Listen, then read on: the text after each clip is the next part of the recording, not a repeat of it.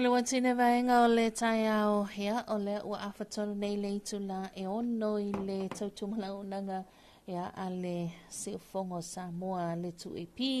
ia e le nei tai au fau ma le nei asa fau ia le o tātou lia I le lofa ma le anga le lei o lo tātou atua. Tātou se mai ngul tātou porklame Talofa Samoa ia I whaalalonga le bulenga ma le au whainga nuenga ia a le company supermarket ia a mau I Saleufi ia ele nei tai au tātou ia le o ngā titonu le neiva I aso ia mo le asalo naiva nei le masina o Iulai lua whelua sulmalima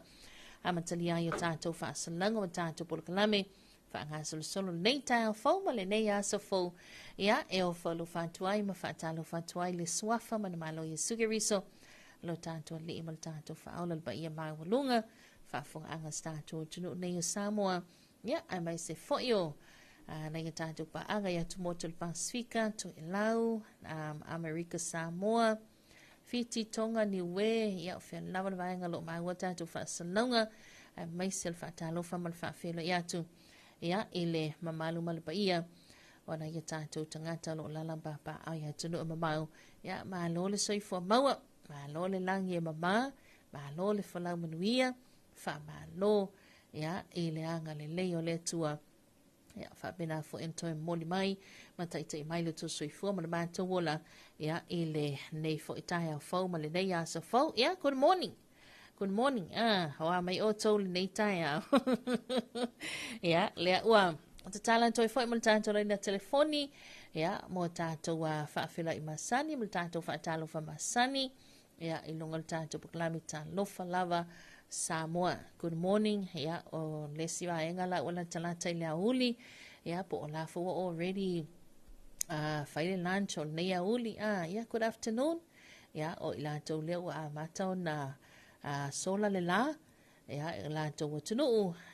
Ya good evening nisi. Ya o ila to fa pena ona sauni fo ifainga malolonga. Ia e pe ore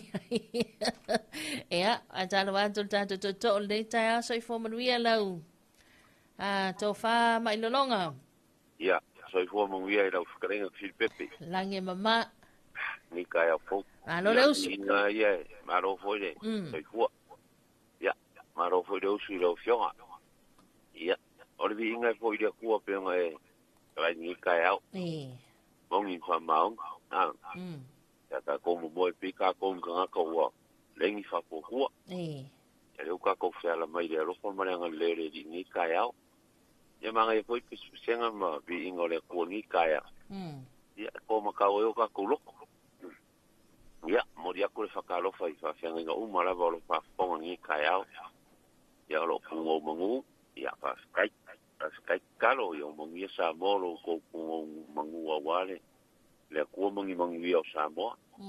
ia va penga fu fa kalo fa ngai kinga mo ngai kamama ko la ko hoi piko la au ia ole ula le mulilama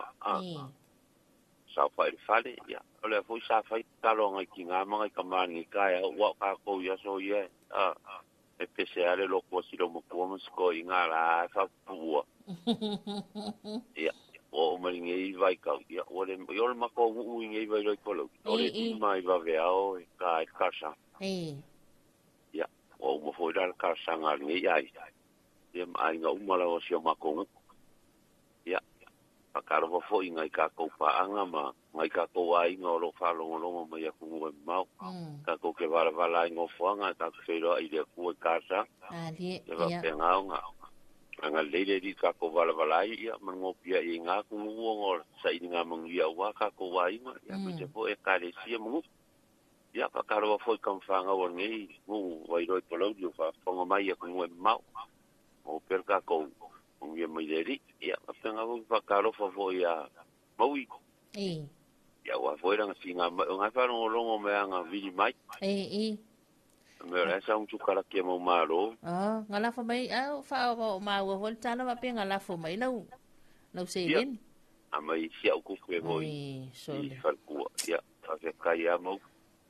ia ole o aku koi ko se kara pe skoi ki uma mau le vas le faina e ko inga me ia sa ole kangia ko inga vo inga Au mai ange mea pasi mai ai lungo mako uru ale amo ke ngongu. Amai ya sopo aku male vatar ngia. Ko sala le fai ai tu lo wala waenga ia wasa o ma matupai. Au mai a fa kulo mai a mako ia fa sawa. Makana ngovo ima maskamo vai. Ia. Ya upa e porua sainga ngai pu me ma vai la. Era o video action farku kai miange. Ani ki piare wa para ka voide le vavi. Na ki aku lo le vai pe asau. Ia, ropa aku voi le fionga ya vai. Que foi lo le alofa. Que era casi string. Que foi lo le alofa. Que mala malama mai koru vai so le hanu vai. Agale ta wa ole ki poki palaka kwai. Malo ale wa spakavoi. Ngale ku wa le rofi vai ya. Que ale ngai. Que ale ngai. Ele que anda ko. Ele ko alo fa ma kin chama la papa. Alo fa sainga mo yo. Nga pu e menga video. Pu e menga video. Wale ko do va ai fa Samoa. Dole. Oi. For kama pisi alap. Wale a fa menga kau kai mua kau la makia i ronga soi fua yo. Ole kau kanga kau nga ia se va o e sau me ja kungu voinga le fa tu fa la velave. Papel e se musa dem. Ia sele la ia lau so sa. Ya vou ole ava. Ya koia ole me foi de fusi de uru musa de miro ko. Ya. Alo fa ku ia. Ya, kau mai mangu ia ora por va so engi. Ole vasonge le ia o to ya so ane ia ona e ku ia la vango ia se fai no fia sawa. Claro. Va por facia o ele. Ya. Alo va ia paso. Alo va foi a copa. Ia ka copa ga uma. Alo fa ku ia. Ya, lo fa ku ia mo maro, nga le foi mu la o que le morio lo que fon. O de va fia di fo. Ya mo maro. Ya, lo fa foi mo la o caringa fi pepe. Tai. Ya, fa kai foi sua, fa kai fa kamari ni kai o ka ko yo fi amle aka. Ya va caro foi ka ko fenga malo. Anga le di ya ka ko mor fi de bu ka fenga paroka. Kual por kiki e ka lo foi por kiki. Oi. O ka ko ia nga re kisia ya. Ai kofi mai de lang. E sidi mai de lang. Manaya. Alo ko foi silo kuo ya mo kwesi ya. Sila ko fari. Ya, mo ia ko ya o nga fa nga ni ya. O ka si mere kuo. Ya, o la telen tu ua. A o lai fa na fo ia le yesu e nga muli fo nga le la e fa wa la vala ta wa o tu wa. Yes. Ya, alo fa mo ko. Ya ngai fa ya o ngai de reo ngai fo mai ya ngai ofisa mo kampangi uma mangi nga ngor ngi ya so lo po cho mo pelingi vero club mangi nga ngor fa ya penga mo lo fa kanga mo lo ko fa ya wala val pal fe nga yai mo lo pueri e so ka ko mu ya lo fa mo e si pepe ya mo la to fa mai lo longa tai fo mo fa manianga ya ba lo fo su fa tamali nei tai anga le fo le li tu te ma faiva. Ya, soy fuera. Leo tamo mai, ya, ele sa le na itato pa anga vai lo pa lau li tanto por clame, ya, leo to mo sia mal tanto por auto jam fai mai, luata si fa lua o mal luata si fa lua, tanto numero telefone te va mai ai, ya. Fatalo le sunga ya tito ya kopo ta manuia ya ile nei tai au ya soi fo manuia ya pele nei e mafuta atu e nei e spoken Washington. God bless. Ya alo good afternoon le sunga ya tito ma lo na soi fo manuia ya Washington ya fatalo fatoi fo ile usa ya Oliana se ula fai oloa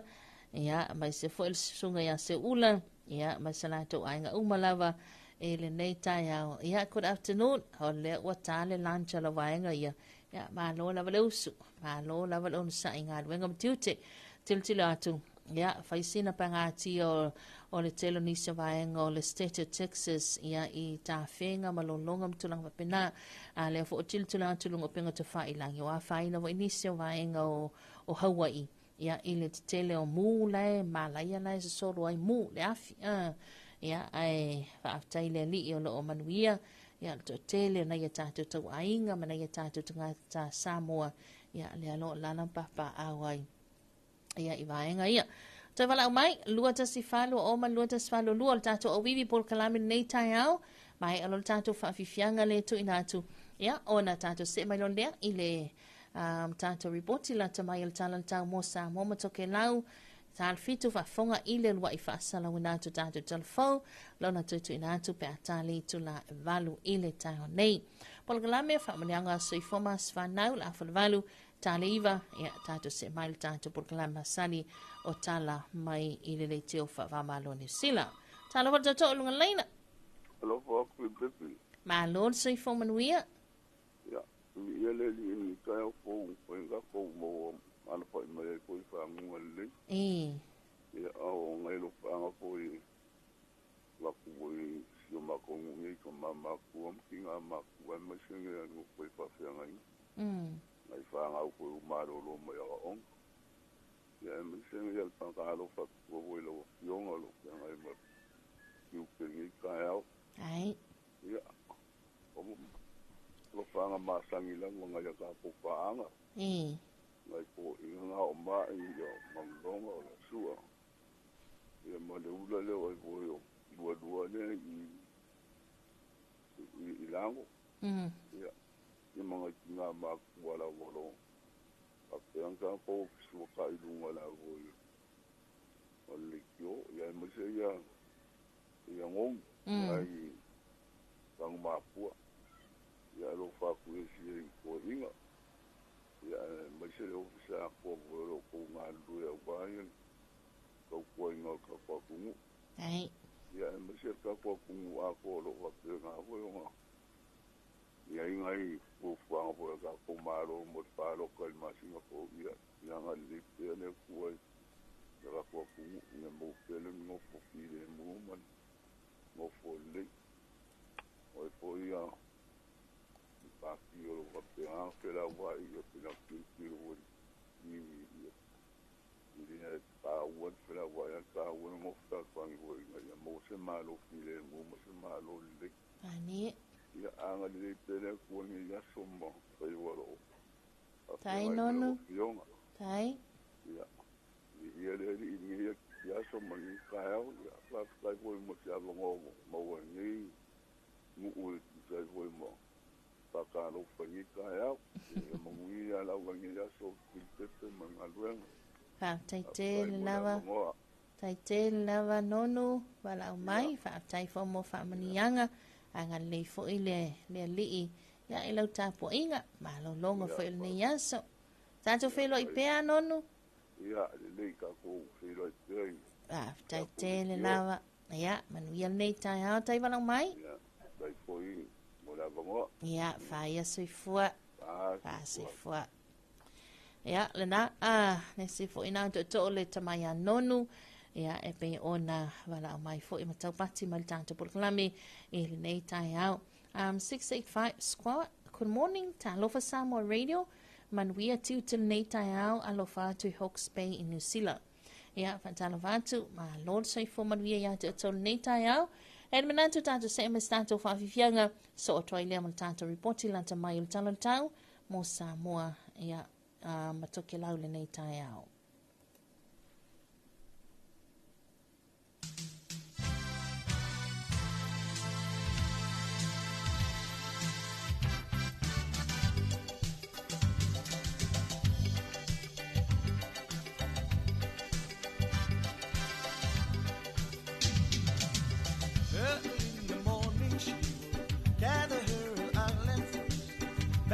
She starts another day.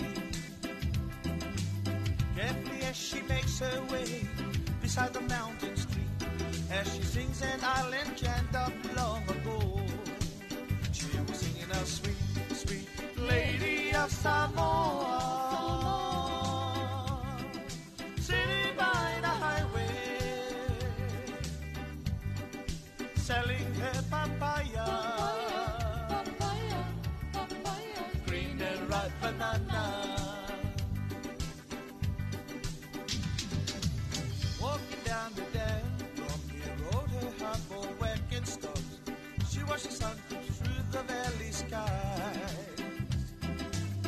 Smiles and wipes the sweat from her brow.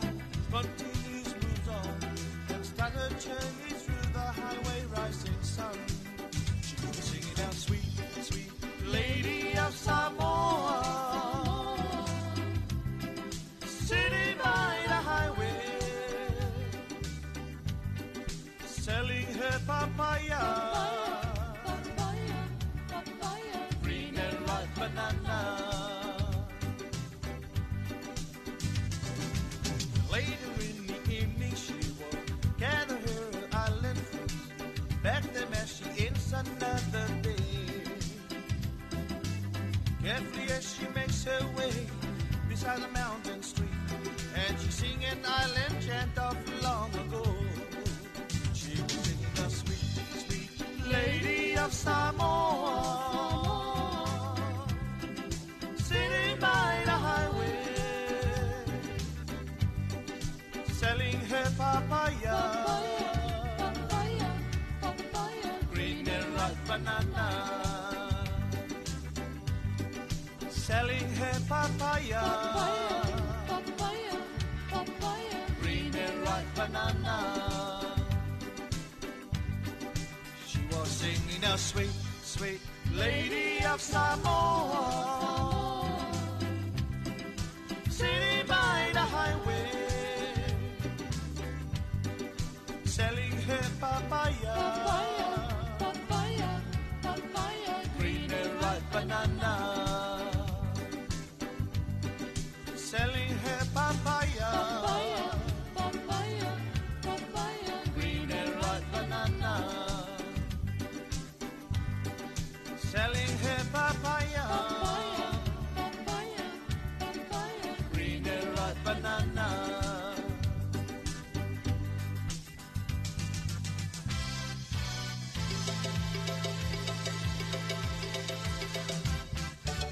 Whawhiwhianga nā musika sui whewhiloi o ne vaenga le tai au, hea, mai le over bestseller nā le 5 stars, A Sweet Lady of Samoa,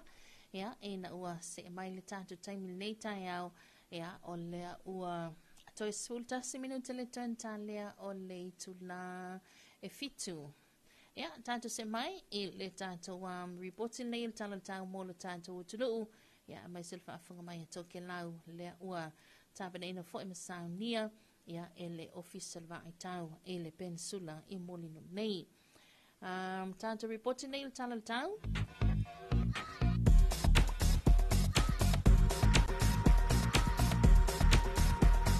tala tau mo vaenga le tunu ule na fa mawina le official va itau pensula mo nei afa le tuna lima le va vea le sola solulu iva yu lailo afe lo lima winga le tau o a so savilo to loa lo of tia Samoa fa te sia ma o timu ya fia ila tunu u inisio taimi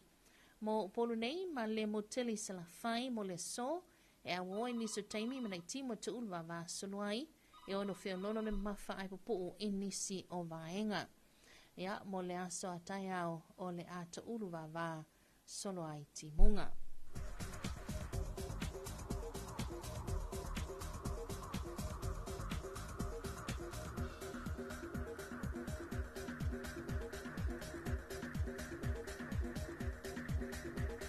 Talo tamu ngan te whale le antanu o le na whamawina le afa lima na vavea nei se o lia ia le vaeluanga o le poa na nei.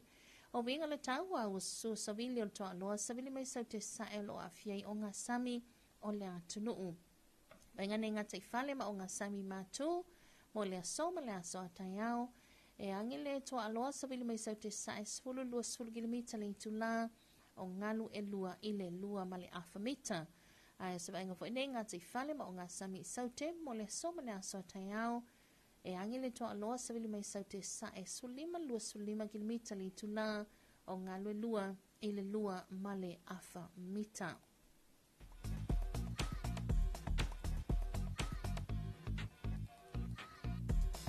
Rebels, good morning once again, Samoa. Here's our morning issue forecast for us issued by the Samoa Meteorological Division at 5:30 on this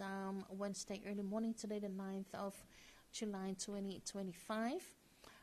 Situation, a more southeasterly wind prevails over Samoa with associated clouds and showers affecting the group at times. For both Polo and Hawaii for today and tomorrow,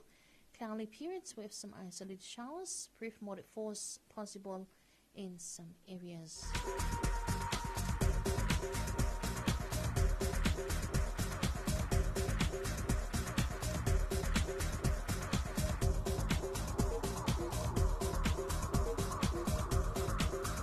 And here's our morning marine forecast situation. A more southeasterly wind flow affect the island's marine waters. For the north marine and coastal waters of Samoa for today and tomorrow, southeasterly winds of 10 to 20 kilometers per hour, waves of 2 to 2.5 meters. And for the south marine and coastal waters of Samoa for today and tomorrow, southeasterly winds of 15 to 25 kilometers per hour, and waves of 2 to 2.5 or 2.5 meters. Ia manino ta tonga na o le talalta mo tatou tunuu e le nei vaenga le taiao tatou lau whanua wa tase mal tatou lau ele ia a mai se fo le tatou ngata I whale pe ona whamawina. Talavanito ke lau malo lawal soi whamanuia ala mai asa malau whaafonga le riboti la ta maile nei o le talalta mo tau ia lena whamawina fo le tale ono e le vaveao nei o winga le tau o au savili mai sae o lo uftia le atu tu lau pitai o se vaenga vai o pia mamal e alo iailea I lunga o le atunuu. Vaenga le tau mo te lau fa muta mani vai luanga le boa tai au, a woi ni su taimi mana I timo iai, feo lolo fa solo ina malo losi o savili mai sae, o le sami sisi fa solo ni so, vaenga iona tu atu, o le a woi ni su taimi mana I timunga o le aiai. Talovani, and good morning once again. Tokilau, here's your morning forecast. This is recorded at 6 o'clock on this Wednesday. Situation in east low wind flow prevails over Tokilau. Meanwhile, a weak trough of low pressure lies in the vicinity of Tokilau. Focus minute tonight for Tokilau, cloudy periods with some showers, moderate to fresh easterly winds, moderate drowsiness, and for Federal Tokilau, cloudy periods with some showers. And as your morning focus for you Tokilau for this Wednesday, we have some more updates for you at 20 more minutes to 4 o'clock on this Wednesday afternoon. Yalena. Ole au te lenga lena ya ole tato ripoti la ta mail talantau ya mo se tato tunu a mai se fa mai Tokilau e le nei fo vai ngale tai au ta se ma le tato fa fianga nei ya o mai le o be besel penino te fa ya o malol tato pesene ya on tato se ma le e le ulwa I fa salwina o tato telefo e le nei tai au.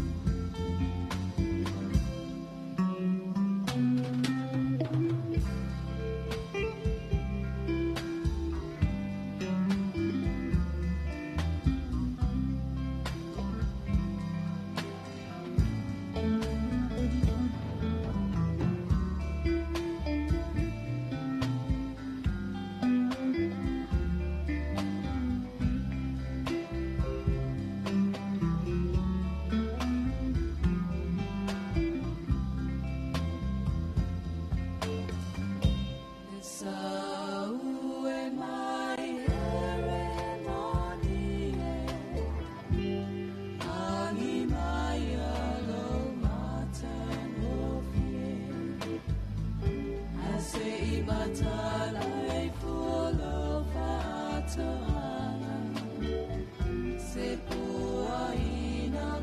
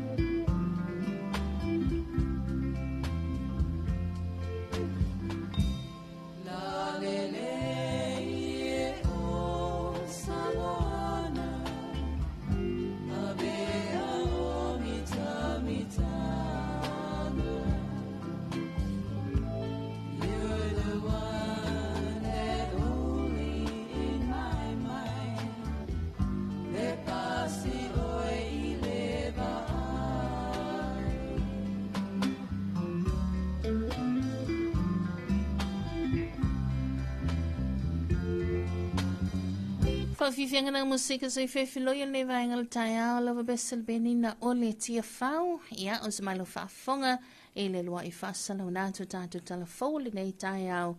ia be ona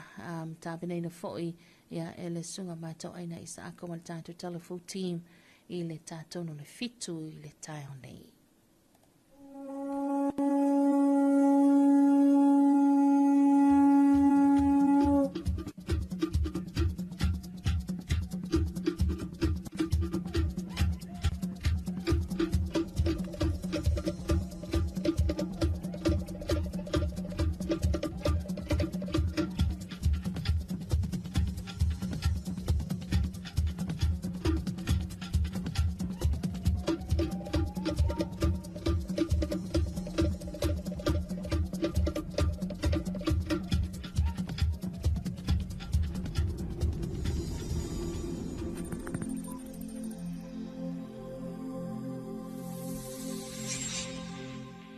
Talofa lava o talafou mai vai whanua.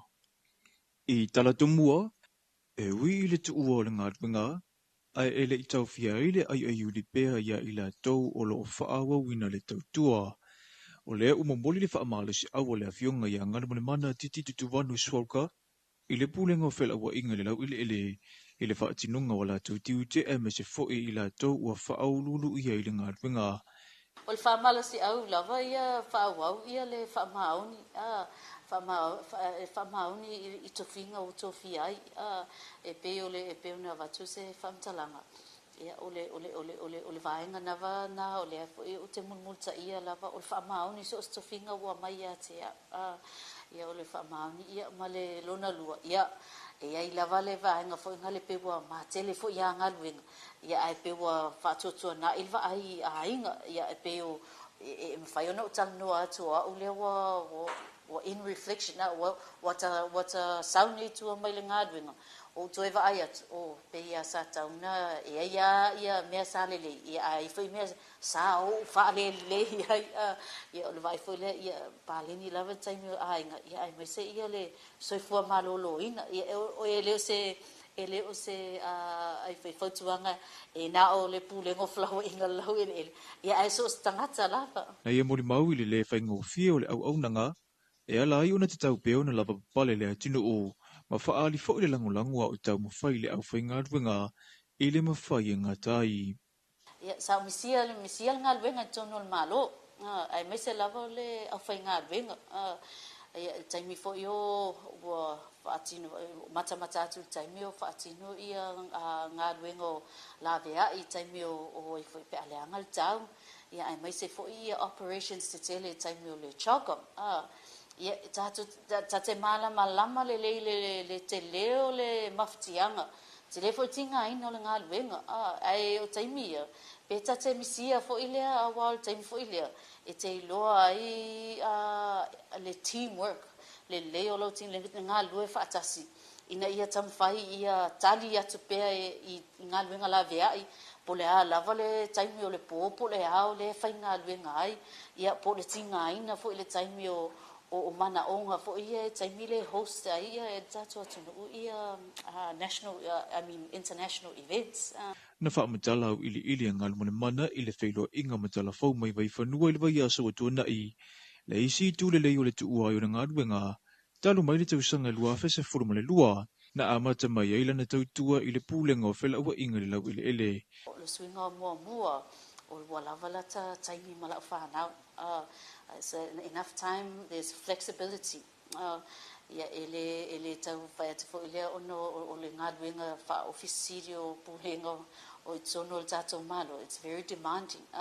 ia tele ia manaonga tele ia request ia ele ngata mai le malo le atunu o tangata la whai ngaluenga ia o au taitai fo I tono le malo ia o vaenga uma ia e tamu whai lava ia atonu ia au lava ia sa tamu whai lava ia ave ele whaamoa ia matali manao ia mwhaatino ia vaenga lo mana amia ele sosoani ia e sa ave la ma awala ia pela wa tele no whaatutua na ele vaenga o sia whanau ia ai peo se swinga tele nea ele ia le wa lava leile mato maftanga ia mo le fo le wa tai lo ia mo ia le pe sa le si o ai pe fa le tele fa le fa tina ia vaenga ia it's a lesson learned.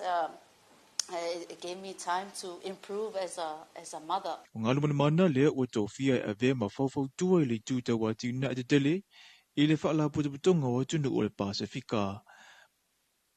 Wa esene ya so ma le tele o le fa ta wa ave le soifua peno tangata whainga alwenga uma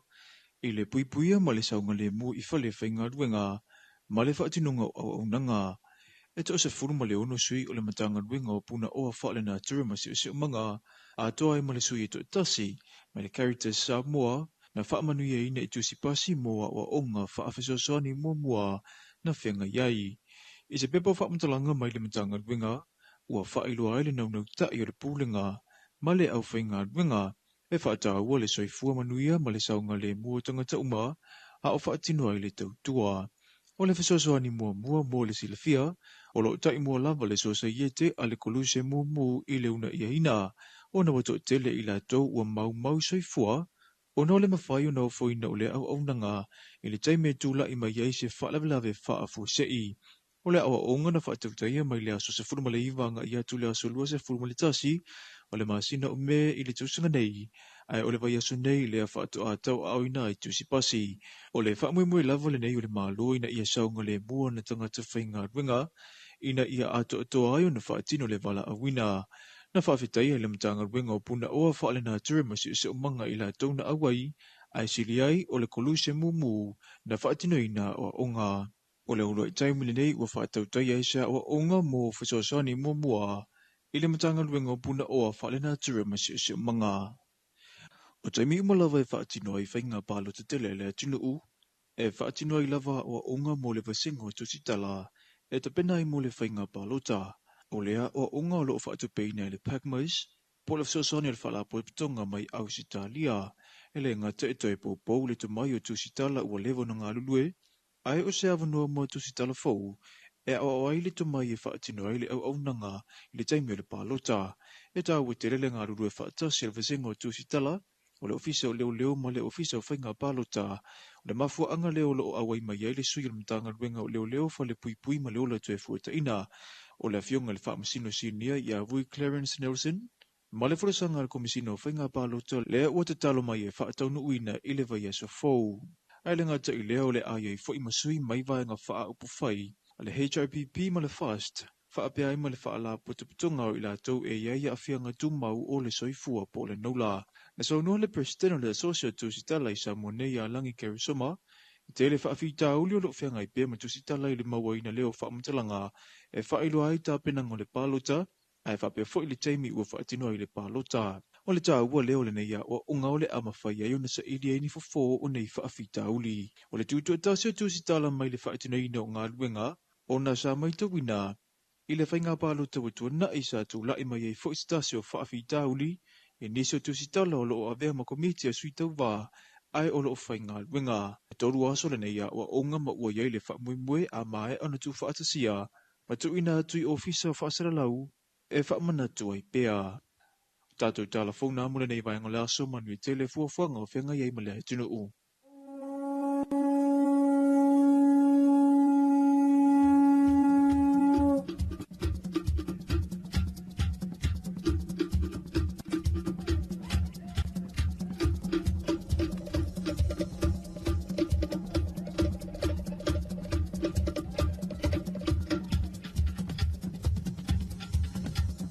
Nau whaafonga le tātou atunu o tātou talafou lona lua I whasalawina atu le nei vaenga le tai au ia pe ona tāpenaina e le sunga ia matau aina isa ako ma le tātou talafou team. Se ma le tātou taimi le o 10 minuta te nei ia le itu la e fitu whaawau pia tātou pesenga musika whaatalo whātu ia I le mamalo le atunu a talo whātu ia I le whaafonga mai ia na ia tātou paanga ia le sunga ia tapuala fua lima tau tofi ia soifo manuia ma lo le usu nei tai awa tarawatu I paanga uma whaapea le lava loa si tātou atunuu mamoli atu fo elo whaanga I le ofisa malu manuia tele whaiva matiu tele nei aso whaaptai lau sunga tapuala ia whaatalo whatu I le sunga ya apira amo fale tangoai. Talofa nei ta manuia vi ia le li ile ala fa mai fanunga le lei se tatu o tunu pele o Samoa au le lei. Fatasia tu nei le stete vevela o Alaska manuia fa saunga o le nei aso a talofa atu lo sunga apira amo male ainga manuia le nei aso. Le sunga ya Leo Livingstone, good morning. Ya, le nei tai au le lo mafuta tu nei manukau i New Zealand manuia tele la single nei aso lo fatu. From Vegas. Yeah, Vegas manukau. Yeah, good morning. Morning, Leo. Fatalavantu le sunga per amo. Yeah, malo lavu soi fa maria. Tata se me tato fa fifianga ne vai ngole tai au.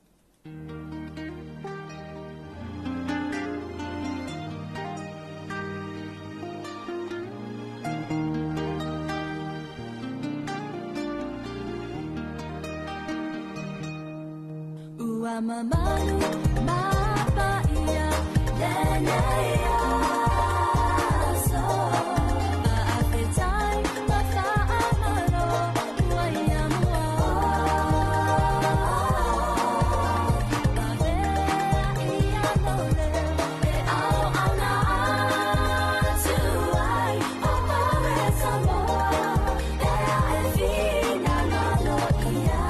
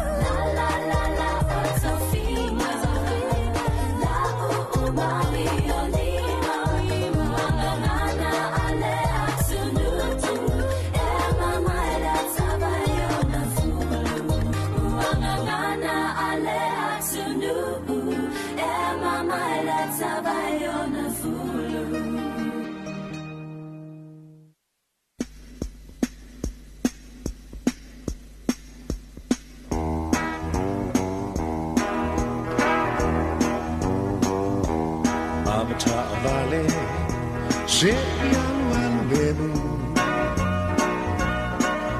Te pataula I tangata utu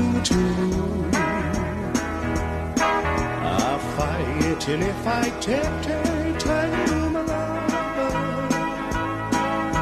E o se whaalave nave so se tangata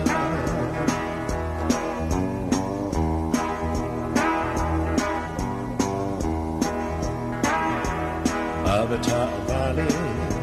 awale sono fiti vale. Le forma umile nawano foyo talane. Vai le iluma wale tala talano. E moane foyo le attaturie le tramano. Avata vale, se yan mandenu. O fautu anamo oile usoi amautu. Ciao si sulla fono alemano. E le gacciai sanno mi fa per foio.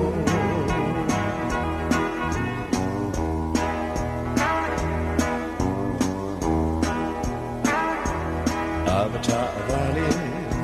awate anroma. E a fai se tanata ile awala. Vai le night mighty ona ona. Mau le sia chissà o ile sera. Avata vale, se yan wandenu. O fautu anamo oile musoi amautu. Tau si tu la fono alemano. E gatai sano nei fa a per foio.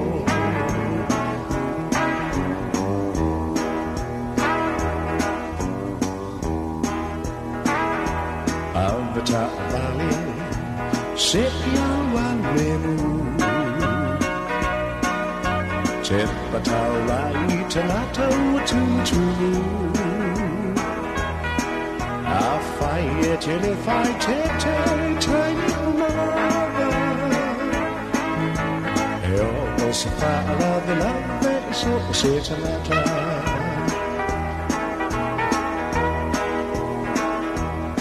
Avata vale,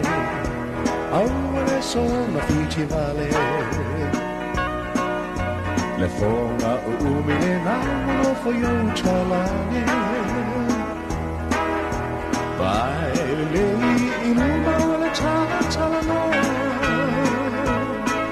E moane foyo le attitudi le tabano. Avata vale, se yan wandemu.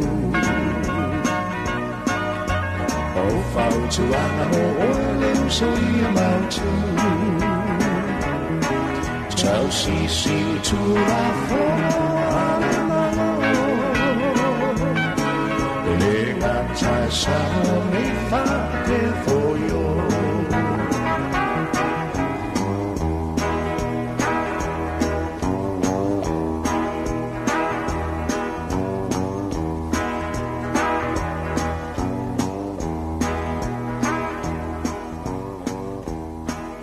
Fifanga na musika so fefilo yo ne vaenga le taiao mai le webe se Ebo Stanley aveta vale se ialu alu le mu ya ol fautuanga o le fautuanga tata proklami Talofa Samoa ya ele nei fo vaenga le taiao ya ina ya tata paanga mai se voila lau sumai a matanga ngaluenga matutel ne ya solulu ya mai se voile pisi bato ipisi laval tata tunu ya itu langai pe ona yai ia le le usuia i fontanga ni so ekalesia tele tono Samoa pe ona yai ia le korfenisi le auso ya ile ekalesia metisi inai fonga i faleula ya ama se foi o le korfenisi ya e pe ona ya ile ekalesia worship center i Samoa nei neva yaso ya fa ya la sina tumutumu to tele yo tangata alo tato tunu o pe ona lalampapa ai tunu mamau ya pe o le ua i nei uma i Samoa ya ona tulanga nal tato ile tato fontanga na Talofantu ile mamalo le tunu mai se la to pe ona mafuta mai e lunga tato penga tafa ilangi ya ile nei vaenga le taiau tato proklami fa mananga sui formas fa now ya e pe ona yai au le ua taunu mai nisi o whaamanianga tususia ia I lunga o tātou a polokalame whatalawa atu le sunga whale li'i popo li'i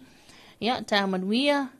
moli ato lo whaanga ina yo ainga umalawa I malie lea lo mafuta atu I au kilani ia manuia tele polokalame whaaftai tele lau sunga whale li'i ia manuia tele fo itiu te mawhaiva e pei ona yaile nei vaenga o le taiawanga leile li'i ia I ngā luenga Estasio vaenga pe ona whaamanino mai il tātou official commission whainga palota ia e pei ona iai ia manatua fo ila iai lava ila tau e whainga luenga I asol palota ia te whaatita inga o mātou o le mātou pito la awele malolo e o lava weekends e o lava ia sa whainga luenga ia mātou te whainga luenga fo ila wai o mātou le li poti atu tu o le tātou tunuu ia mana ia tātou paanga I so staffel nei kilope tūlanga umai pia nei tau le manga o tātou whainga palota. So vaenga umalawa la lea e whainga luenga ia so ia whainga palota. Tai pei o le ia o ngā luenga ia whawhasalau ia o si vaenga sia le fesa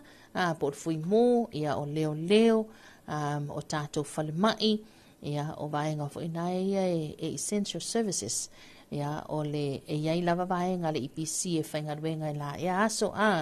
ia o le vaenga le sua vai ia vaenga na ia o le pre-polling po le aso lua sulfitu le wha tina nei palota mua ia o le aso na e tawan palota I tātou pe on whamanino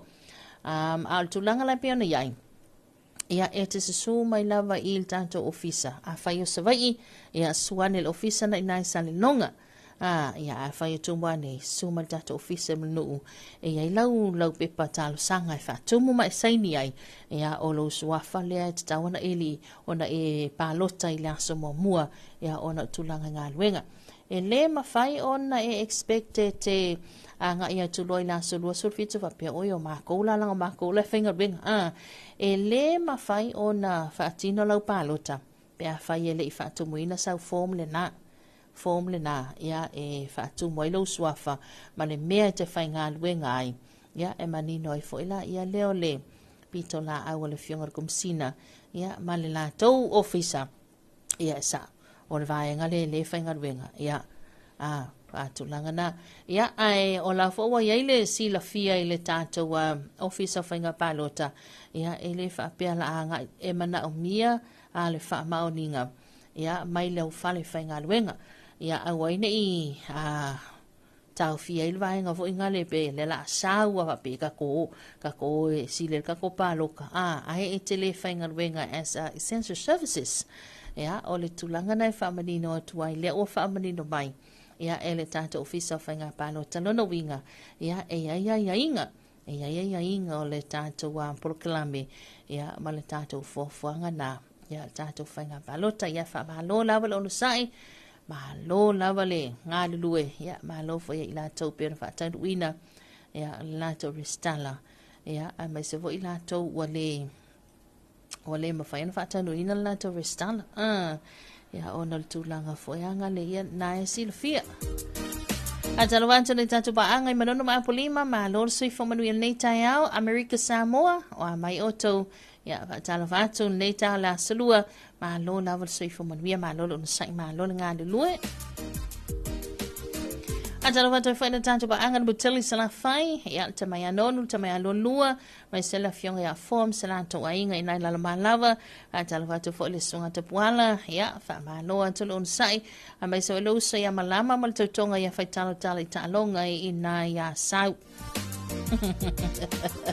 a talawanto le fionga im so im sala to ainga ina ia sau ia ma lo lava so fo bonvia ele nei tai au talawanto tinam to ia lita o mai oe galofai ia pa talawanto e fo ile ai lo matua ina I mampu I whangalele so I fo manuia matua ia a mai se fo le whaafunga mai nei tamai taitapo salo whianga I malanga luenga ia o le tausi a ina o nai tua ia malolo taupito la au malolo tausi ia o tau sele I whaamanianga o taimi uma masa uma a taro fo I siwaenga sia sa whianga I matiu te mga luenga I le po ana po ia le o manava atu i mauta malao le nganga ni lava sau malolonga ia sa ili malosi foi ia toi amatalia tiu te mawhaiva ia o le afiafia na nei. Sa to se mastanto fa afiafianga nei vaengal tai au le ua luas fun marfita minuta le o te inele itu la fitu ia ia tai lu mai lo mal tato val au le ia talo fa te to lunga laina. Lange me mai le afionga nei tai au. Ya, malo ko ikaw long le se mo ka ku le ka te video ko na pe ku pe e mali le la ole ko palo mo ko le ke ko la lo mai a palo ka mo le so fit a le ka ke si lo kami ki ko ia le la ka mi ki o se ma ko le ka fu le au piki au ma le ska Ia. a le pa pe ole vai so ko ai pe ira se peri va ko se kusi vole le se information e fai do mai ko nga cases fa pe ha mo le a Oi fele sa no fa mal mole. O pari ka mucha le Oi talo fai ya se fa manuelo a pali manielo fina ngalo e le leona vala au sa o mai pe ile tato officer e vato se fa mani nonga ia wa sa alo fina ngalo na ia lo fa na wi ma wa va no mo atu ma nga duenga ia ele leila le vala au mai pe tato officer le fainga palota ia e ma wa fa mani nonga tu langa le pe ma fai ona fa tino na to palota a o le i malanga ia e do mangi ngo foi wa lo ke fa lo ngo ko ka ko ala le le foi la o nga ngo ai pero vinga nga le viria pere e se ya foi ko va na le ya ka ya ka pipi fa tai tele la sunga pali manuia tele ya tiutam fai wa leta out ia fa se fua manai o le tulanga na ia vo tatou e manino lava il fesili ia malfa malamana maina ia manato staimi ia wa le masani na ia fa tatou por kalame ia fa tala no al tatou officer fa nga palota ia mai se fo ela fionga komsina ia ona manino le o tulanga umala venisi fa afsili ia ona tawa telefon fina ngalo le sunga pali ia ona yalo mafa nau ia le wa mai ona fa tino lanto restala o le nga ia tu vai so fo ia po o le vai son tu atu le na ale magwala tu palota o tulanga na e pe ona yai ia ma lola fa talo watu fo inai alo mafa nau le tatou tunu ia inga duenga fa vai taimi o New Zealand, Australia, fa talo atu New Zealand le sunga ia Michael Siaki ia ma le fatua ma le nofoalo ma le ofenga duenga ia ma lo le usu le nei tai au tala noa ma na ainga ia tuno mau faisina malulu tele malulu New Zealand ia fa pena fo i ma nisi hotel o vaenga Australia so la Indonesia fa lave fa natura ia Edgeton Alaska ia mai se fo io in Hawaii ia mai se fo io o nisi fa lave fa natura ina le state of Texas e pe on ia ilungo tato wa li poti penga te fai langi ia tato se mas tato fa fifianga nei le vaenga tai au ma o tato ia fo i le afa tono le tu la fitu ia e le tato tu e bis top 10 musical nei tai au fai mai ia le webesa ni fono me fa lima tai au ia le asalulu a wol fai me fa ia a wol fai me fa fai me fia lono winga ala usu fia mai le nei tai au po wa fai la restala pe le fai la restala ia ala usu fia mai ia pe wa ma wa foi tongi ia pe le ai foi ia po wa lo mai pe mengio lo yo le me kau di hanga e ma wa le kofe ma sai mingi pe pa winga le office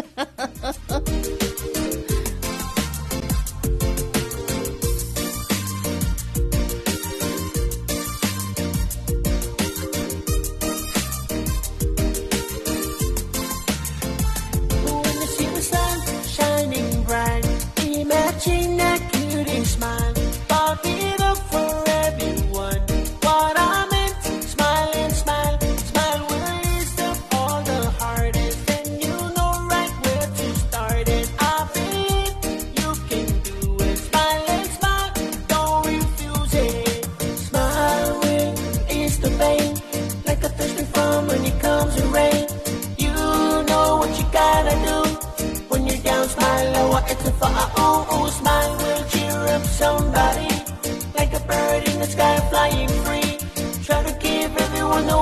have haters, enemies, especially your fans.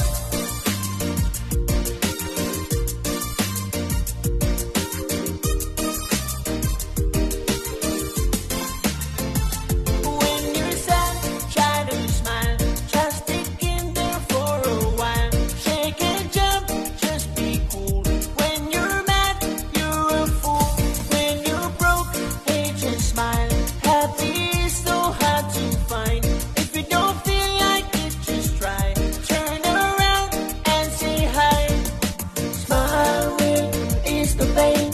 like a thirsty farm when it comes to rain. You know what you gotta do. When you're down, smile lower, it's a fire. Oh, smile will cheer up somebody, like a bird in the sky flying free. Try to give everyone the one you have. Haters, enemies, especially your fans.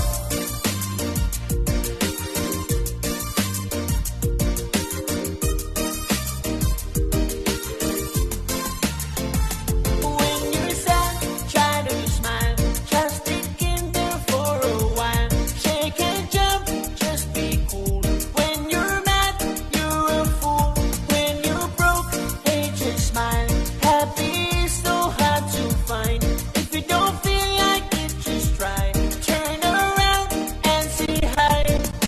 Smile will ease the pain, like a thirsty farm when it comes to rain. You know what you gotta do. When you're down, smile lower, it's a fire. Oh, smile will cheer up somebody, like a bird in the sky flying free. Try to give everyone the one you have. Haters, enemies, especially your fans. Smile will ease the pain, like a thirsty farm when it comes to rain. You know what you gotta do. When you're down, smile lower, it's a fire. Oh, smile will cheer up somebody, like a bird in the sky flying free.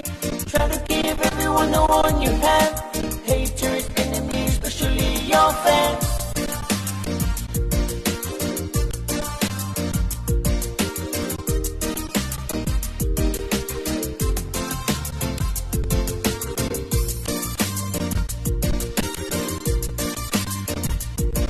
Whawhiwhenga na musika sa whewhilo i le vaenga o le tai au mai le wabesena le ni wholoa ia sa o le leila wale whi au tau moli moli na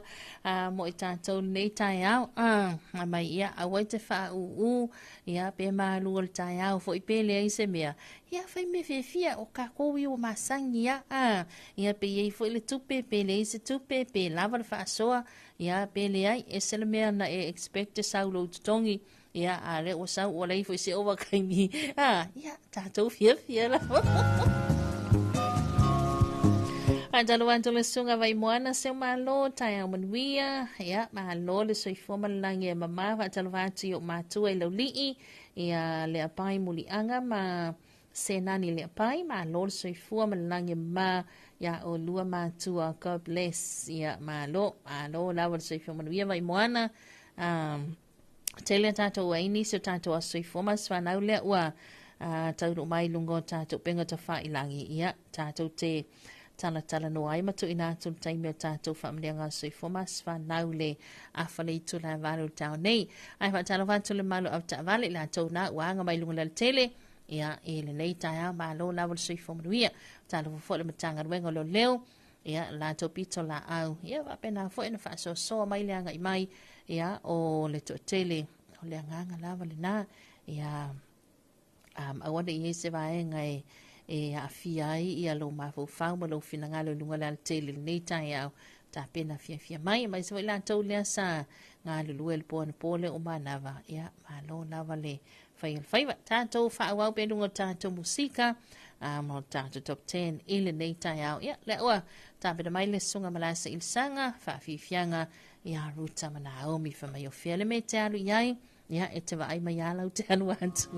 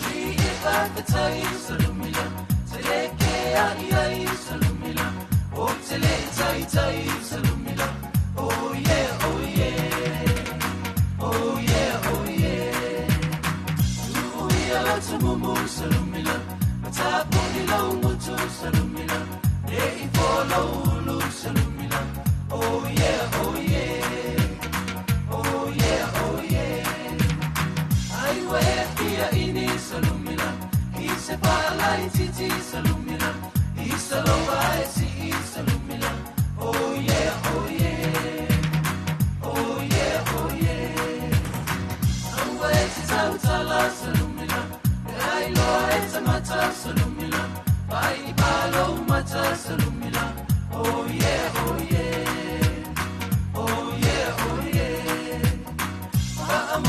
mole papa salumila. Talofa mai o mata salumila. Wa ulea te mama salumila. Oh yeah, oh yeah. Oh yeah, oh yeah. Onavaia lea misa salumila. Elea ise winga salumila. Eva mai le musika salumila. Oh yeah, oh yeah. Oh yeah, oh yeah.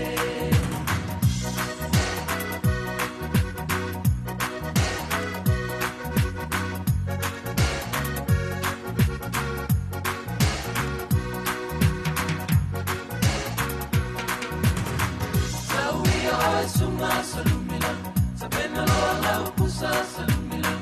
ta uma salumila. Oh yeah, oh yeah, oh yeah, oh yeah. Ali tai salumila, seleke ai salumila, oh seleke tai salumila. Oh yeah, oh yeah, oh yeah, oh yeah. We allow to momo salumila. Tapuni la umutu salumila, ei polo ulo salumila. Oh yeah, oh yeah, oh yeah, oh yeah. Ai wekia ini salumila, ise pa alai titi salumila, ise lo raisi salumila. Oh yeah, oh yeah, oh yeah, oh yeah. Ai wekia tala salumila, de ai lo ese mata salumila, ai balo mata salumila. Oh yeah, oh yeah, oh yeah, oh yeah. Ba amole mole papa salumila, alofa mai au mata salumila. Wa uleo te mama fa salumila. Oh yeah, oh yeah, oh yeah, oh yeah. Rapa ina lea misa salumila,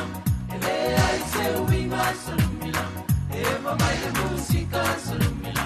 Oh yeah, oh yeah, oh yeah, oh yeah.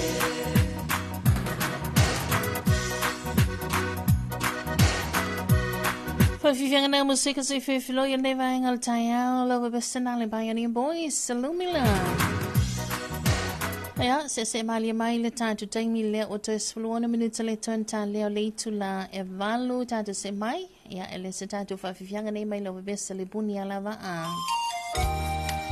le ayo te le tala ole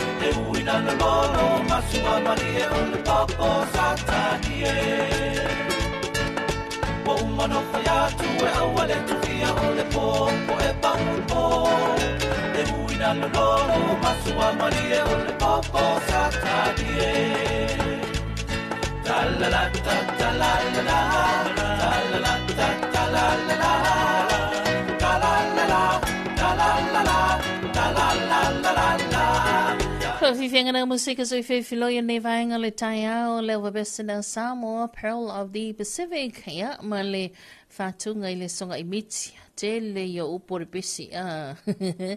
vai ya awete fiasile tusata ua tailua ta vai tailua ta talinga ya tailua ta lima ya mana yel fi awul nei taiao ya fa mai fo iel fo yep muli mai ya awale ko nga me vo nga le lo matua mai ya awale fa mai sapole lingi awangi pa ulal vai la isi wa nga mai ya ole niwe fo alta mai titi wa ko fa mai tala taula sia ya ko li mai sengiu ai ko li lingiu ya pe alta le lunga mai le niu ya faile alule tangata ilalo tu ilalo ya sapole niu pa ulo ilalo niu ya lo no inga elime tu pulta mai titi ya alo na isi fo mai ya alula ie ele so fonga me me fo le o sol makang valo mai ya alula ie sa fa mai lo fale ya fa yo fale ne yo tangata le mai ya o le ia po o alaka kui all around about leo I o le tate ia le fale o le taulasia mai ia e te whaasanga mai ai o lo fale o whaasanga atu I ia whaatalawa atu le vaengal tai au whaatalawa atu le sunga ia wang ho fue Ia malo lava se fo via le falongo mata atu I opotiki ia in New Zealand. Good morning Wang. Talofa te fo ile sunga ia li o ainga faltangoai ia ma selato ainga lelo mafuta mai Alaska. Sunga Josefa Umua, good morning from Manukau Aukilani, ma longa lue ia ma tiu te whaawau leitai au. Ia so I fo manuia to, manuia ni aso. Whaatalofa atu ile sunga fo ia peleti, mai so fato ia bat, ia malnofa alo, ia manuia tele nei tai au, ma lo faleusu tiu te mawhaiva nei aso.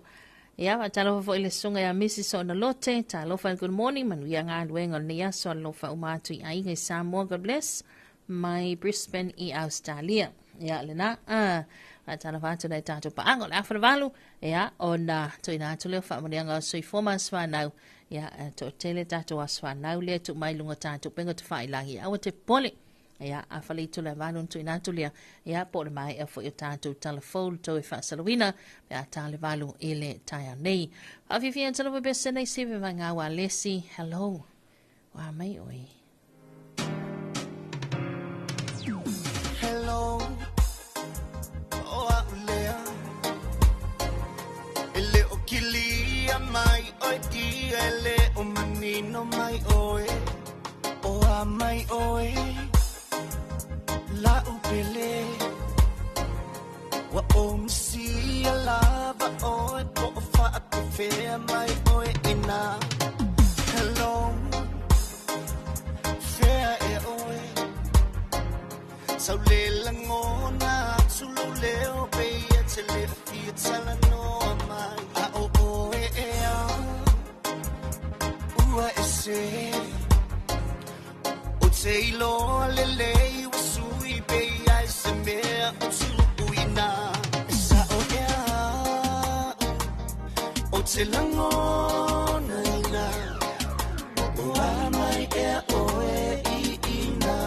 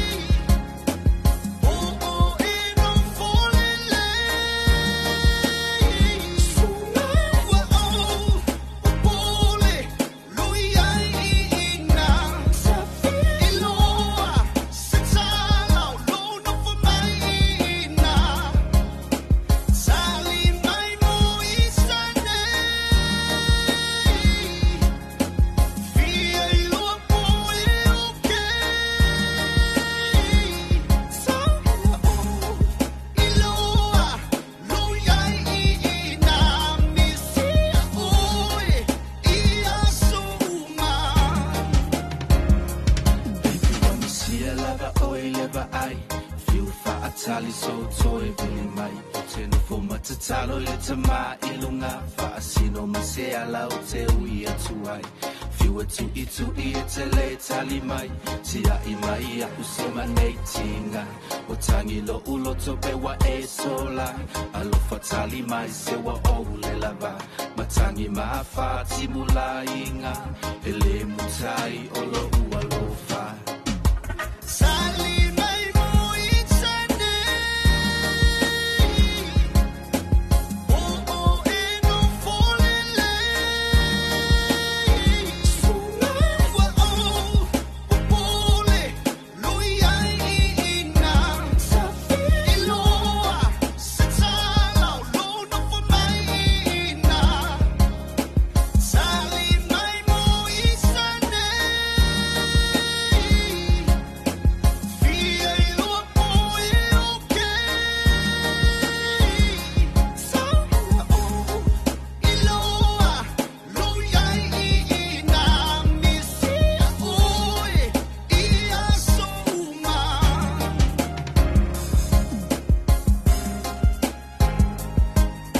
Whawhiwhianga nā musika sui whiwhilo i nei wahenga le tai ao, siwe vai ngai wa le si hello o a mai oe, i le nei tai ao, ia, i na ua toe whaminu tali tuen tā lea o le itu la e walu, tātou se mai lor tātou whawhiwhianga muli muli nei, ia, tātou Talofa Samoa top 10 i le nei tai ao, Talofa toi nei tātou paanga Amerika Samoa, mauta mai, ia manuia te le tiu te mawhaiwa o le na yaso. Mai alisao le uwa besa se o tama mateni o le laumua, ta Funa High School, mai Amerika Samoa. Ia, tātou se mai loa, e le toi whasaluino tātou telefo le nei tai ao.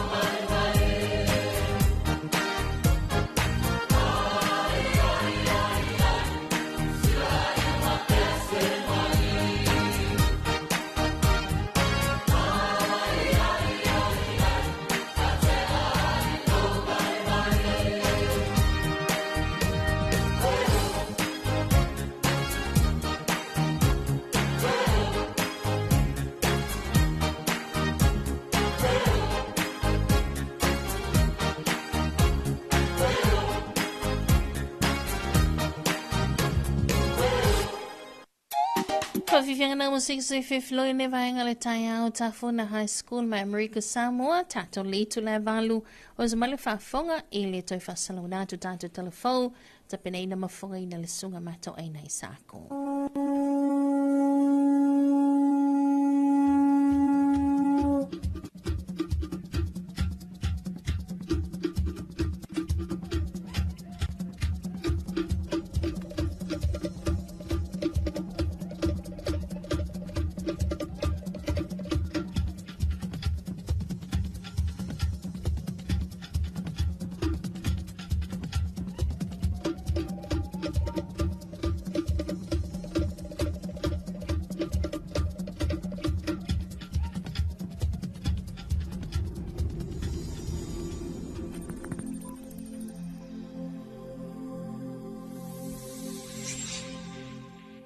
Talofa lava o talafou mai vai whanua. I talatumua, e ui le tuua o le ngātwinga, ai ele I tau fia ile ai uli pēa ia I la tau o lo whaawa wina le tau tua. O lea umamoli le whaamalasi au o le awhionga ia ngana mana titi tutu wanu suauka, I le pūlenga o whela ua inga le lau I le whaatinunga o la tau tiu te e me se fo'i I la tau ua whaaululu ia I le ngātwinga. O le whaamala si au lava ia whaawau ia le whaamaoni. Whaamaoni I tofinga o tofi ai. E pe o na watu se whaamtalanga. Ia o le vaenga nava na o le o te mulmulta ia lava o le whaamaoni so o tofinga ua mai ia te ia o le whaamaoni ia ma le lona lua. Ia e ai lava le vaenga fo inga le pewa ma tele fo ia ngaluenga. Ia ai pewa whaatotua na ilva ai a inga ia e peo e mwhaiona o talanoa atua o lea wa in reflection na what a sound li tua mai le ngaluenga o toeva ai atu o pe ia sa tauna ia mea sa lele ia ai foi mea sa o wha lele ia o le vai foi le ia palini lava taimi a inga ia ai mai se ia le soifua malolo ina ia o ele se ele o se ai fai fautuanga e na o le pulengo flau inga lau ele ia ai so tangata lava Na ia mori mau I le whaingo fia o le au nanga, e ala ai ona te tau peo na lava papale le atino o, ma whaali fo I le langolango o tau mawhai le au whainga ruenga,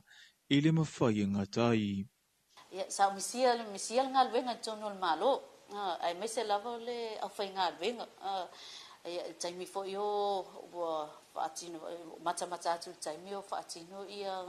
ngā luenga la vea I taimi o I foi pe ale angal tau ia ai mai se fo ia operations te tele taimi o le choco ia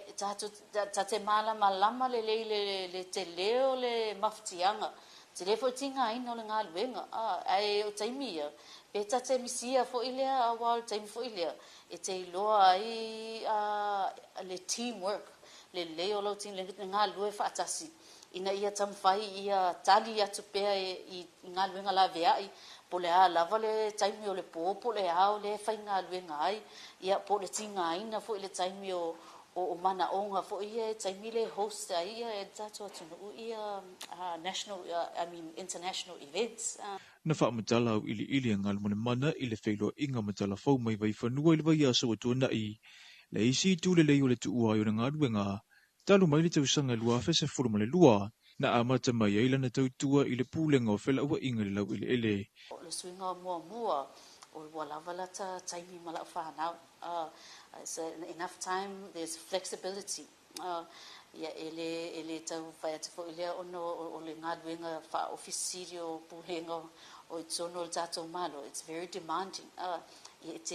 tele ia manaonga, tele ia request, ia ele ngata mai le malo le atunu o tangata la o whai ngā ruenga. Ia o au taitai fo I tono o malo. Ia o vaenga uma ia e tamu whai lava, ia a tonu ia au lava ia sa tamu whai lava, ia ave ele whaamoa moa, ia matali manao, ia mwhaatino, ia vaenga lo mana amia ele sosoani. Ia e sa avea la ma awala, ia pe la wa tele no whaatuatua na ele vaenga o sia whanau, ia ai pe o se swinga tele nea ilua ia le wa lava leile mato maftanga, ia mo le fo le wata I loa ia mo ia le pe sa le si o ai pe fa le tele fa le fatina ia vaenga ia it's a lesson learned it gave me time to improve as a mother O ngā lumana mana lea ua tōwhia a vea ma whawhau tua I le tūta wati na te tele I le whaala putuputonga o tunu o le Pasifika. Ua esene iaso ma le te leo le whaata ua ave le soifua tā pena o tangata whainga luenga uma I le puipuia ma le saunga le mua I whale whainga luenga ma le whaatinunga o nanga. E to se furu ma le ono sui o le matanga luenga o puna oa whaale na tura ma si umanga a toa I ma le sui e to tasi ma le characters Samoa na whaamanuia ina I tusi pasi moa o onga whaafesosoani mua na whenga iai. I se pepa whaamantalanga mai le matanga luenga ua whaailoa ele naunau tai o le pūlenga ma le au whainga luenga e whaataua le soifua manuia ma le saunga le mua tangata uma a o whaatinoa I le tautua. O le fesoasoani muamua mo le silafia, o lo tai mua lava le soasaiete a le koluse muamu I le una iaina, ona ua toʻatele I latou ua maumau soifua, ona o le mawhai ona ofoina o le auaunaga I le taimi e tulaʻi mai ai se faalavelave faafuaseʻi. O le auaʻoga na faatautaia mai le aso 15 agaʻi atu le aso 28 o le masina o me I le tausaga nei, ae o le vai aso nei lea faatoʻatauaʻoina ai tusipasi. O le whaamuimui lava le nei o le malo ina ia saunga le mua na tangata whaingaruenga, ina ia ato atoa ai o na whaatino le wala awina. Na whaafetai e le mtangaruenga o puna oa whaale na ture masi se o manga I la tauna awai, ai sili ai o le koluse mumu na whaatino ina o onga. O le urua I taimu le nei ua whaatautai ai sa o onga mo whasoasani mua I le mtangaruenga o puna oa whaale na ture masi se o manga. O taimi umalawa e whaatino ai whainga palo te tele le atinu u, e whaatino ai lava o unga mo le vasinga o tusitala, e te pena I mo le whainga palota, o lea o unga o loo whaatupeina I le Pagmas, po le whasosani al whala po putonga mai Ausitalia, e le ngā te toi pou le tu mai o tusitala ua levo na ngā lulue, ai o se avanua mo tusitala fau, e o ai le tu mai e whaatino ai le au nanga I le taimi o le palota, e tā ua te rele ngā lulue whaatasi al vasinga o tusitala, o le ofisa o leo ma le ofisa o whainga palota, o le mafua anga leo lo o awai mai ai le sui le mtanga ruenga o leo fa le pui ma leo la tue fuata ina, o le afionga le whaamasino sinia I a vui Clarence Nelson, ma le furasanga le komisino o whainga palota lea ua te talo mai e whaataunu uina I le vai aso fau. Ai le ngata I leo le ai ai fwoi masui mai vaenga wha upu whai, a le HRPP ma le FAST, whaapea ai ma le whaala putuputunga o I la tau e iai a whianga tumau o le soifua po le naula. Na saunua le president o le Associate Tusitala I Samoa nei a langi Kerisoma, I te le whaafita uli o lo whenga I pēma tusitala I le maua ina leo whaamutalanga, e whailo ai tā penanga o le palota, e whapea fo I le teimi ua whaatino I le palota. O le tā ua leo le neia o unga o le amawhai ai o na sa ili aini fofo o nei whaafita uli. O le tūtua tasio tusitala mai le whaatino ina o ngā luenga, o na sa mai tawina, I le whainga palota watua na I sa tu lai mai ai fo I stasio whaafita uli, e niso tusitala o loo avea ma komiti a sui tau wā, ai o loo whainga luenga. E toru aso le neia o onga ma ua iei le whaamui a mae ana tu whaatasia, ma tu ina tui ofisa whaasaralau, e whaamana tu ai pea. Tātou tālafona mule nei vai ngole aso manu I tele fuafuanga o whenga iei ma le tino u.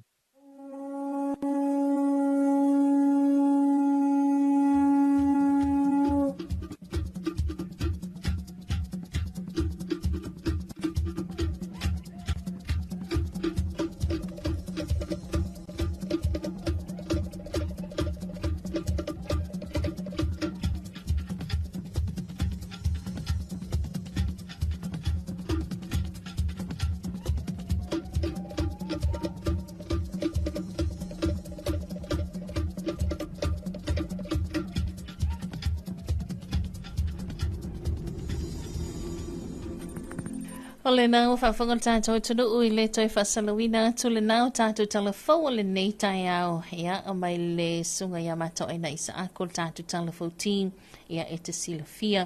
telefo I vaenga pe ona tutupu ia I lo tātou wa tunu ia I le nei tai au o le asalulu ia ai fia fo o le ua mātou whatasi ia ma le tofaya silaula ia e le nei vaenga le tai au le tātou pukalame Talofa Samoa. Good morning, va so ma lor soi fomanuia. Ia soi fomanuia ma le langi matafi. Nei ia so fo ma le ta fo. Mai ma fa fo mai o tātou turu maro fo I tafiri. Ano fo mo le nei fo tai au manuia. Ia fo ringa masania, la e o su mai fo to tele ma ko mai fa kasi ma to tele. Ia ma ka wa vai mai fo ia se me mo se puki. Ia le la e hanga I mai ai, ia ngar kasari puki re ngala vela vea mai ai. Au te manatu, ia ua ngai vore atunu la tau ia I ona foi tūlanga masa. Ia wawai e kere e kula ui puki ra ui puki. E peise sioki o fai poi ponga ngasa. E iei foi le tawa. E foi le tawa ma ko ia inki. E nei wai kasi ar kamanga e manga wangangi de lima re kumangai. Ei, ma lo sei fo via lasta la mai le traffic I la wanga I mai le tai au. Ia mai la wa mata na maha ia balanga te minei. ia wa ko fo le wole nyao ia wa ma na ia la wa ngao hia mo we pisi ai de pisi masan e de pisi tele la fo a maka ko ngal we ngala ko mal pitola au a malo le malo ia fa pe fo io na ha me sai ne ta blanga e na ngai me me tau no mai ai ma fa tini mai fo le tele fa fa inga masani la to ia fa yo lawa ma tal pitola eu le leo ia ma na ia a la una ia vai ma la una ia mai tau ia e le pisteli alo na tu langa na tu mama ina fo yo na lawa fe ngai foi le turu ia me so nai fa na ma tu wanga ma lo longa o ai ni so o nga la fa ia o ia o tu tele a lo ma lo lo la te mini ia o ma na ia wa fe so so nga foi ngai ka makila ko si au masa ngir fale a les ka mai ke fari pu ki ko inga ma lo ma hua ia a les ka mai ke kai ko kala du morfale ia ola perché il foki mal Facebook les ka mai ki la ko mai ar ke spawa di ka sul lo le ut ia onai vaenga na te lo wa tatu tau no mai foi la to ma tango fio ni foi a solulu ia o le aso pei o le si vaenga io o aso se lenga o le si vaenga wa wi ke le po mo so pei ke ro le so pei o ke o mai mangui ala wa ia ku masingi o nei la so pei ia de kai o walu se masingi o nei la so pei o ia ngara so le io vai dai o va ko ke de ke walu se masingi ia wa ku ia mamili card se foi fa mai ia vai o la wen tai tonga o la wen tai tonga ka ko ai nga fi ko sai uma ai pai lo mo ai va ko aka uma yo la wen tai tonga la omi ang ai mami alo o le tulanga fo ilea a fa so o ilea nga i malta to tunu u le amatanga le yaso ia wa lo telling to wa o ia o la ye la vanai nai vasenga fo ia fa tino la to o nga fo ia le yesu enga fa ai o le to sanga la lo fa tino le pena to o nga tu wang ai sa we mar ka mai ki le ele kaunga nga sau le o nga ai lo ai o le ku ua le fa ai lo le ke maro lo ya maro lo le fa o fa ku mo mai fo le pasio le ku mai ka fa nga we na mo ia la so na mani so mta pula fa wa ni so o nga la e fa wa la to ha tu la nga fo le la to awa o nga ya e pe yo o le te le na fa nga maro lo nga la to fa nau ia ma le vai aso pisi tau fianga mo fo tanga ni so ekalesia wa California fa kau fai leia wili fai leia ie fo ie le valava ie fa kau fo ie ia fai leia wili vai leia ngiu por le o mi pa ngiu ia ma vai leia wili po ma sai wa e ka fo finya la sa mo le fin sa mo la sa mo o fo ya ko le ka pili ko nga ule ai vai dar ko su e nga o e kai dia o ko kere le mai fono ai o la te itala vai i taulanga ya me sera fo le e le ka yo e metis e le la mua man malai fo i fonga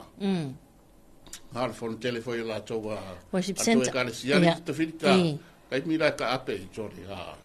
e fa yo polo ka ko i le kure ka ke vai ko so le ngale o papa e ale ku mui o se tau sanga esen nei fa so tau sanga esen nei ile ma to la vai ka le sia o to tele o aus fono le wa malanga mai fafu ia ke ro ale tu i wa pe o tau sanga uma ia mai tau ia to tele na tau ai pe na o ia a nga i mai nga le sui le ka le sia ia pe na o taita ia malana executive le lunga a tau sanga na dei o ai ka mai wo o tupulanga telefon ayo ia ora na e fai foi o le tulanga foi le soalo pulenga ia male na tula la to por kala me fono mata upu fono e kalesia ia ai li si tu le na taua tele mo tatu atina taua mo tupe maua le tatu tunu ia e meo le fa la wa ku ale fa ka ngiu le fa ka ia la valava o ili ia male ke foi la wa taxi ra to se sa foi de pese ngalo ke vai ko foi de skarao ke vai ko ngafi e pokora ko ngafi ya ma so le ko ya taxi ri se ka fa le fa ma o ki pa se fa be vai ko lo ngai ka yo me fo ko ri tapo lo lunga ma pa se sa u mo ngu ia na ia mantua o le tele o isi matangata ia wanga i mai atu no mamau ia wa kukole nga i mai loa tapala to wanga na ele sa oila se kuru ko se kagale ma nei wa la o le fai fo ko ni mama ko ri ma e va ko le wa ko nge a ko le ka fia me vo ma se fai o mo Samoa o kungase o a fa ka wa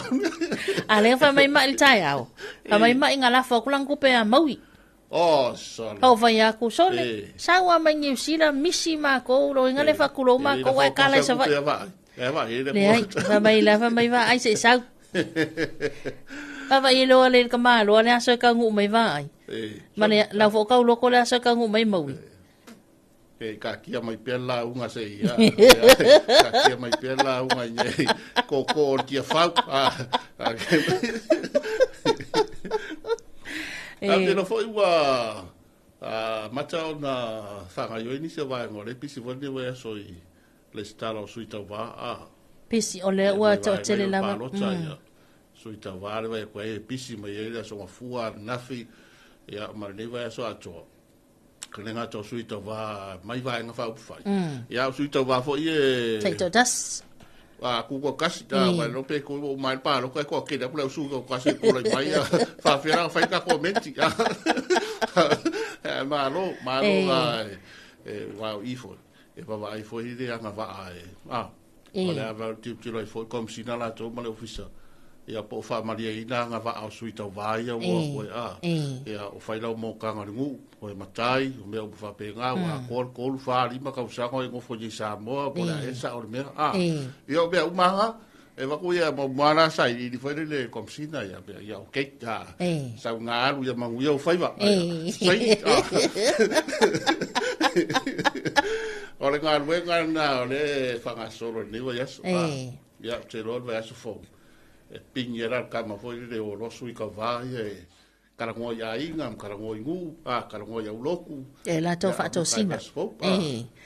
nei o le tulanga nai pe on to fa foi ia sale aula ia o le mana ia wa le au mai level update ia mai start wa nga le office fa nga palota ia ini se fa fasili fa so on sitting ia ta to proclaim tai out tulanga foi le ona ia lo mafana wala tulu o mai ona fatino la to restala ai ole ua mai le tali a New Zealand Australia o vai so fo ia e tau ona tu waila tunu e malanga tu ai mo ngan wenga ia fa vai taimi o le la sa fia manino ia po le altu langa ia pe fa fian fatino le palota nai fa naui ma nei o te lo fo e te la fa nga se la tu lo ta tu te mod mau no pe ia vai nga se foi sa idi ai man mi o tatu tunu ia ele nga tau o vai nga I o fa manu ia nga fafo ia au ni se vai nga le lava e nga lua ia tatu malo fa wau ia por tatu malo tausi ia le tatu te fai mea fa longo ia le tai sa le ia mai al tatu fai nga fifiringa ia on tatu lo foi le po fe ka ko ke nga ia ka pe ka ko ke nga io ia pe ka ko ke nga io ia pe ka ko ke nga I kua va pe oi dal va nga I kua tatu talia por me tatu ta pe na fai nga fifiringa ia e foi disi me vore le ta filita ka kangi ke fongi mai maro ango wa mai fa kuia ole ai ma uia le mi ngoi le e ola ya fa pe por me le me ya ola cara fi paro kai o fa ko yo me la ngai le se fsidi esa ora ka le lo ma ko vo ngani e fsidi ko ira ka vo ngani fe me ke paro ka tina fa mai ia ole nga me ia ele ya ma sa fe au ia le si ko inga ma ko ngoka ia ma ko ngoka ia mo ia pese ngu pere se ngu pa wa pe fa pe nga o le skai fa me o la fa nga ngu ka e o ka le se ngu pa ya ka ki ia mo fo ave mai yo u ia ale mo wa sa ku pere sui o ke le pa ro kai o ka le ta va be ma ga fo yo ma kwa u ia esa volta yes ka pa ro ka ia la ngale woni ko fa ia nga meu fa sa ku la fo au fa kwa u ia o ka pa ro e pia ma ya ne de ala fa ma kala mer ko ingare ma ko ka ma sori e de ngale me ne nga ku ma ya sui fi o ko kur ta ka kara mo fo ba lo ka nga ka ma u ia ma ya sui fi o ko fa kari so de ma pa ingara e ko ngo wa ta to fe lo ai voi pe ala kala kan vai va e de la fa mer ko ale mo sa kala singa o mea foi o que le paro kai ia ware pe ku mai pe le ku ya lo mo sia o kana fa pe ai e ma ya ras kai del ko inga e ka fa pe nga foi la carmero que ko le fa ku la fo nga sa le ina fa ya le o le we tu la fo no e a we ko e fa ya nga mea fa ia ngau fa ila o fi ngon tanga paro ta ia nga me ka ko kadi ne se tulanga fo ana fa so e pe ona fa mama fa ia ile tata tu la fono ia o le tau mafai fo ngane fa pia ia e liliu e liliu le restala ia ona o lai alu anko o nga lai alu anti finga paloka ia almena leo o mautinoa e na o le to alua lava o le sui tau va malana whanau. E le o tana i tua le vaenga na. E kua kele ia la tofo i he li liu. Kai peda wa uia le wa liu mai. La voi e kua whawhonga mai po lai mai mo mai fo i whaoro mai se mako ngu usawa.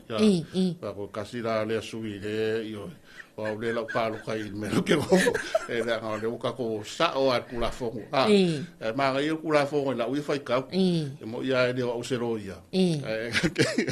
ma i kula fo e ka e palo kai me la ke go fo ia o makai ia le sa palo ka makai ia le la fa nga palo tsa te ia va pe ia wala va nga palo kai e sui mai i ia ma e fo le le vai ia ku fange wit pa ero ka ke la ko fa mi ar so fa i me la pa ka e ke aro sa va ia mai la wit pa ero ai a ko la le la ma wa sa wit pa ero ai ba nei ma le e ton polar ku la nga te le fa ma luanga fa la lo a parti a lo pa ki a makula mai o mere la fa o me o ma nga fa i ki lo eta tu ta pa anto lang vai ngai pese e pese wa le fo wa ta fa lo atu ia o le wa ke le a wa pe ko fu al pa ki mar pese mere so le pe o bo fai fo ni me o pese a pa ki so le la ka pese fai ar pese fai cha ar pese pa ki o la usao ngal fa la lo nga fo yo lo ia fa na no ta inga ia mere o fai e kwa so mai le si pe o kari anga i pese ali si fa le anga i pese ali si va e nga yo ko me ai o nga o me a fo le le ka ko va o si o ta tu no ta el ka pe nga ka ko fai nga filinga ia ai pular tanga te irang paloka at the end of the day ele no ase si me que fa sa o nga ia e wai le lo e wala nga lenga to silsile manis tanga ia po me e lo ai ba sira si vai nga si la ofisa vai nga palot ia ta te wala au fa so ia alo to fo mo ia ni ka la solulu ia se fo mo ia lo va se lo ni wale mai ka waku ma nga ia nga ke le puki ai si ai ki le ki ya ma lo va nga lue alo lua va se lua ni a kula nga yen nga si di me si ka ma nga ma sala fa ia le va ya so ia le Wanga ke whanonga koe whamua e kamama kua ki ngā māk. Ia. Ia koe mai mo manga ngā whapiko. Tau e role mare upu ngā sawara uri ngā whi ngā pāroka. Mai e si e kua rea kumu. Ai ngā i whak. Ia rongo wina. Ia rongo wina ha? Ke malanga. Ia rongo ngā e si e mangingo. Ia si ka maa ngā wā ngā i sawela mare upu ngā i kua. Mai e si e kua rea kumu ai malanga kui whak. Ia rongo wina e si e mara uri ngā e ngā rongo whapai. Ia ranga vai a sofo. Ia nga. Ia ranga vai a sofo. Vale, tau fa mangala bori e fingal palo. Le ri fe office of fingal palo. Mo fa makala vai a sofo. Ba, ya ke longa i ngalo mo fa nga ngai o ngi. O kaia. Ba. Ma ia kula ko ngalo fa vai. Ia sa oi fu la le ko. Ya kai kai o ko ngo ngi ya. Ba. Ta ki ngo mari wa nga lai nga so ro ma nga fa. Ya, Paula le ki ya ko le fa ko nga wa fa sa. Ari ya sa lo. Ia, sa oi, kere o malanga, kere malanga. Ia. Ka o fa ka se mor kam ka upure pia fai. O ia, ia le eu ma ko video ko no. Ah. O ngelo ma tenho ko fitte. Ia le ka o ia, le ka o ke o no fa finya me ku kup. Pa via tio. Alo va ku nonu. E sa o so le a. Ma ia be le wa mai me o ia inga foi o le pre-polling. Ha. Ia. Tangata no atia i ngā ruenga. Ia, ma tangata foi ma tutua, la to e ngase tu mau. Ia, ma la to foi e malanga. O le la fena ukara. Malanga i la to foi e malanga e o la sorua fitu. O le koe vai foi le aunga le manusina le o e o e o la sorua fitu. Ai ma kuola ko ngā o pasiva ma tu kasis. Yo quero ir pe ola finga po pica wang pa lo khai ia te loa e mo yo la el tu la fono ia ai o la fo ia ile to fa ile le afionga kom sina e fetu tu na ia vaenga ia ia ona o mafu anga tatau ma mafu anga tala fia ngai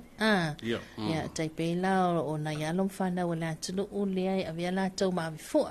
ia tulanga tauta longa ia mai se fo ila na ifana ia le ole amsi fo ia mo nga luenga ia mau i fa mani nga luenga fa mai taimi tulanga na so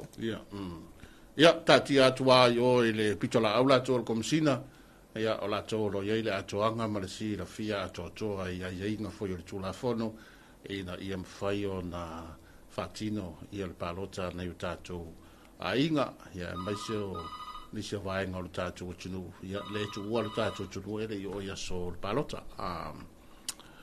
ya so ko mo ya e se fa sili good morning ya ngale wo mo ma ka kalo pa kaya ya mai ele o se ele o kom singa ma lo so fa nga palo ka le yo ka ko wa ya kala fa ka ma fo ye fa mai su meu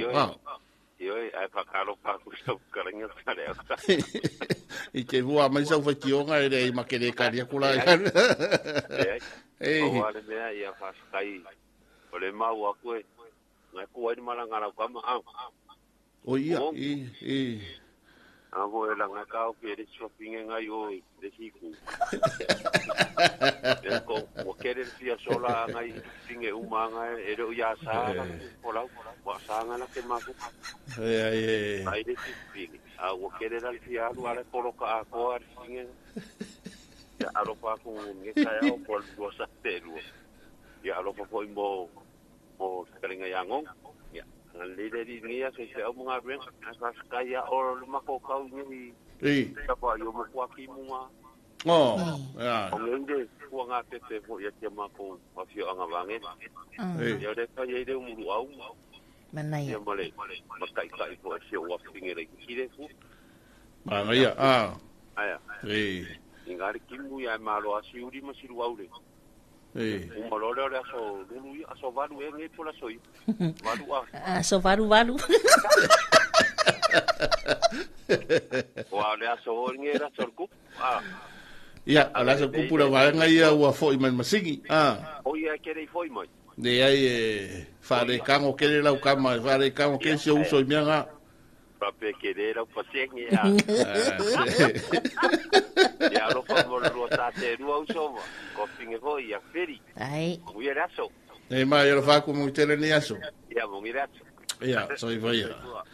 ya au ia foi ni ya lo foi mo as fa na a soifua ma se whanau. Maua le awanoa, ia e whaleo ai fo'i, a mamori mori alo whaanga ma soifua ma se whanau, tina matua, le tama matua, o le whaiwhi au ar koa uloku, o le whalekua o le whaiwhi au, ia e o ai le pepe rawa koe le so le tasi tausanga po le tasi le masina.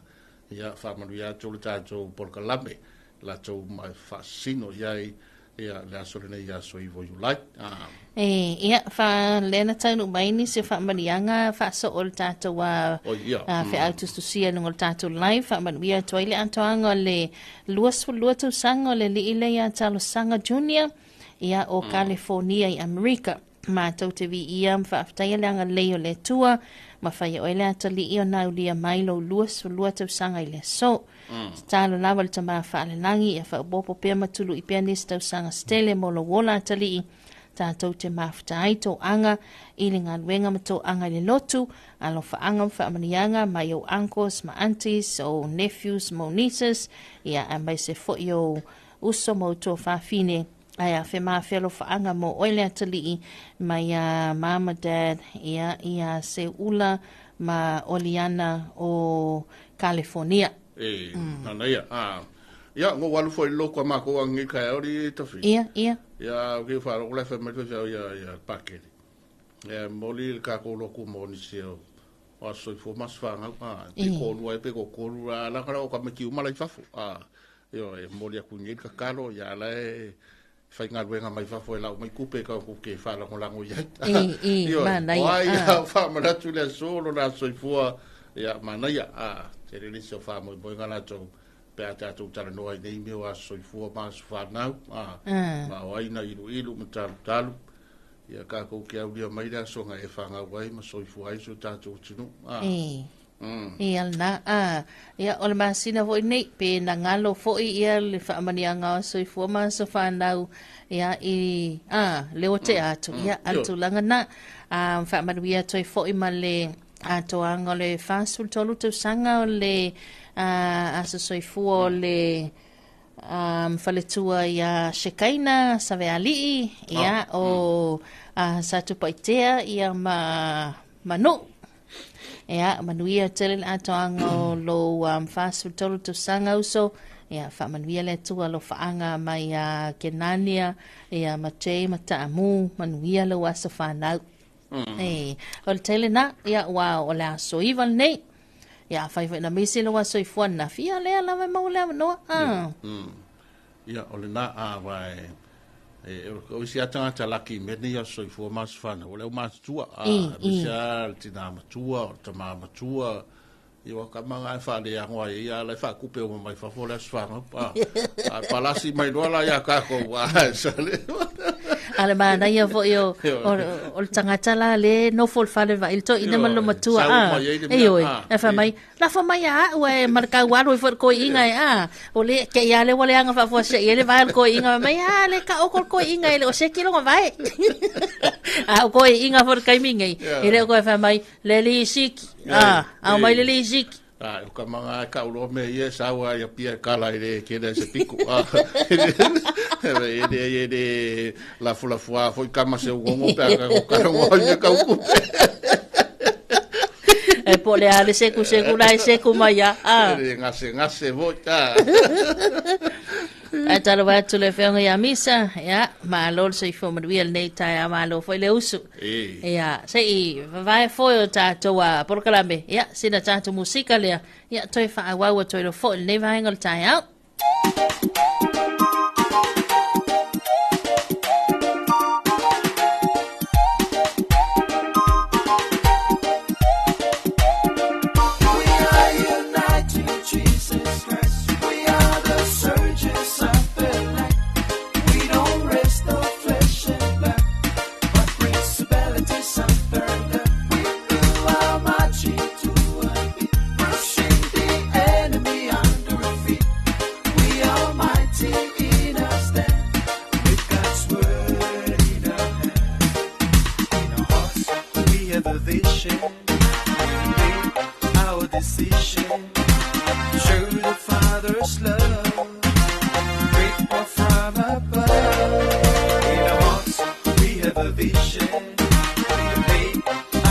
position. Show the Father's love, great power from above. We are united, Jesus Christ. We are the surgeons of the land. We don't rest the flesh and blood, but principalities of the night. We do our marching to one beat, brushing the enemy under our feet. We almighty in our stand, with God's word in our hand. And a sweet this generation, every tribe and every nation, overcome the world, the blood of Christ the Lamb. Let us reach this generation, every tribe and every nation, for overcome the world, the blood of Christ the Lamb. We are united, Jesus Christ. We are the surgeons of the land. We don't rest the flesh and blood, but principalities of the night. We do our marching to one beat, brushing the enemy under our feet. We almighty in our stand, with God's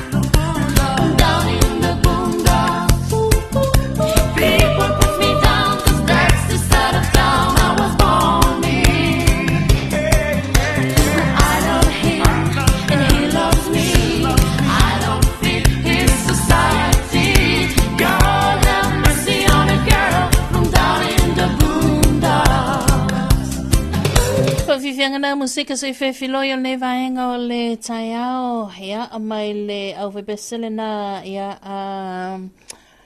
ale Pacifica down in abundance in was mal tanto taimi ya o le ua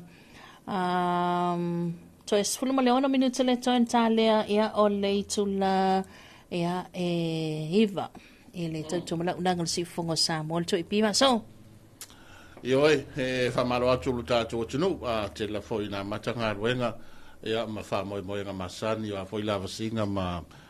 tulanga la tau fa tam swali inga masani luta atu tunu, ia malo lava le foi le faiva, malo foi le fa long long tinga wai le foi mo fie fo, ta manatu foi. Ia au mai ai le tua le lao masani, foi le po tatu te malo lo le iai, maua mai ai masai de mai foi se fa siringa malo sirato. Ia ka ko mai foi le so fo marka fo ia wa felesi mai bia uma wa maua foi disi foi ma fo ngare le ia pe fa yo la sale le me uma po fa talofa tu kama ka yo lua la ma mo tamai no lua malo lua te ma kuani ka lua pa lo ka le ko ma ko kasia wa le ma usa va i fa pa Kuala ia ngā lua i wālanga mau. Mau e kawa mai sawa i fori re ngā ruenga. Tāko. Ia ngā lua i rongu lua e whailanga pālokai o i la kouku mālo. Ia moro ia whaila u pālokai o i. Ke mene sa pālokai sawa i tā. Ia le lau koe fo i mai fori kakani o lua e kei pāloka. Ole. O ia o lewa i nei? Ia, mālo al malanga manguia.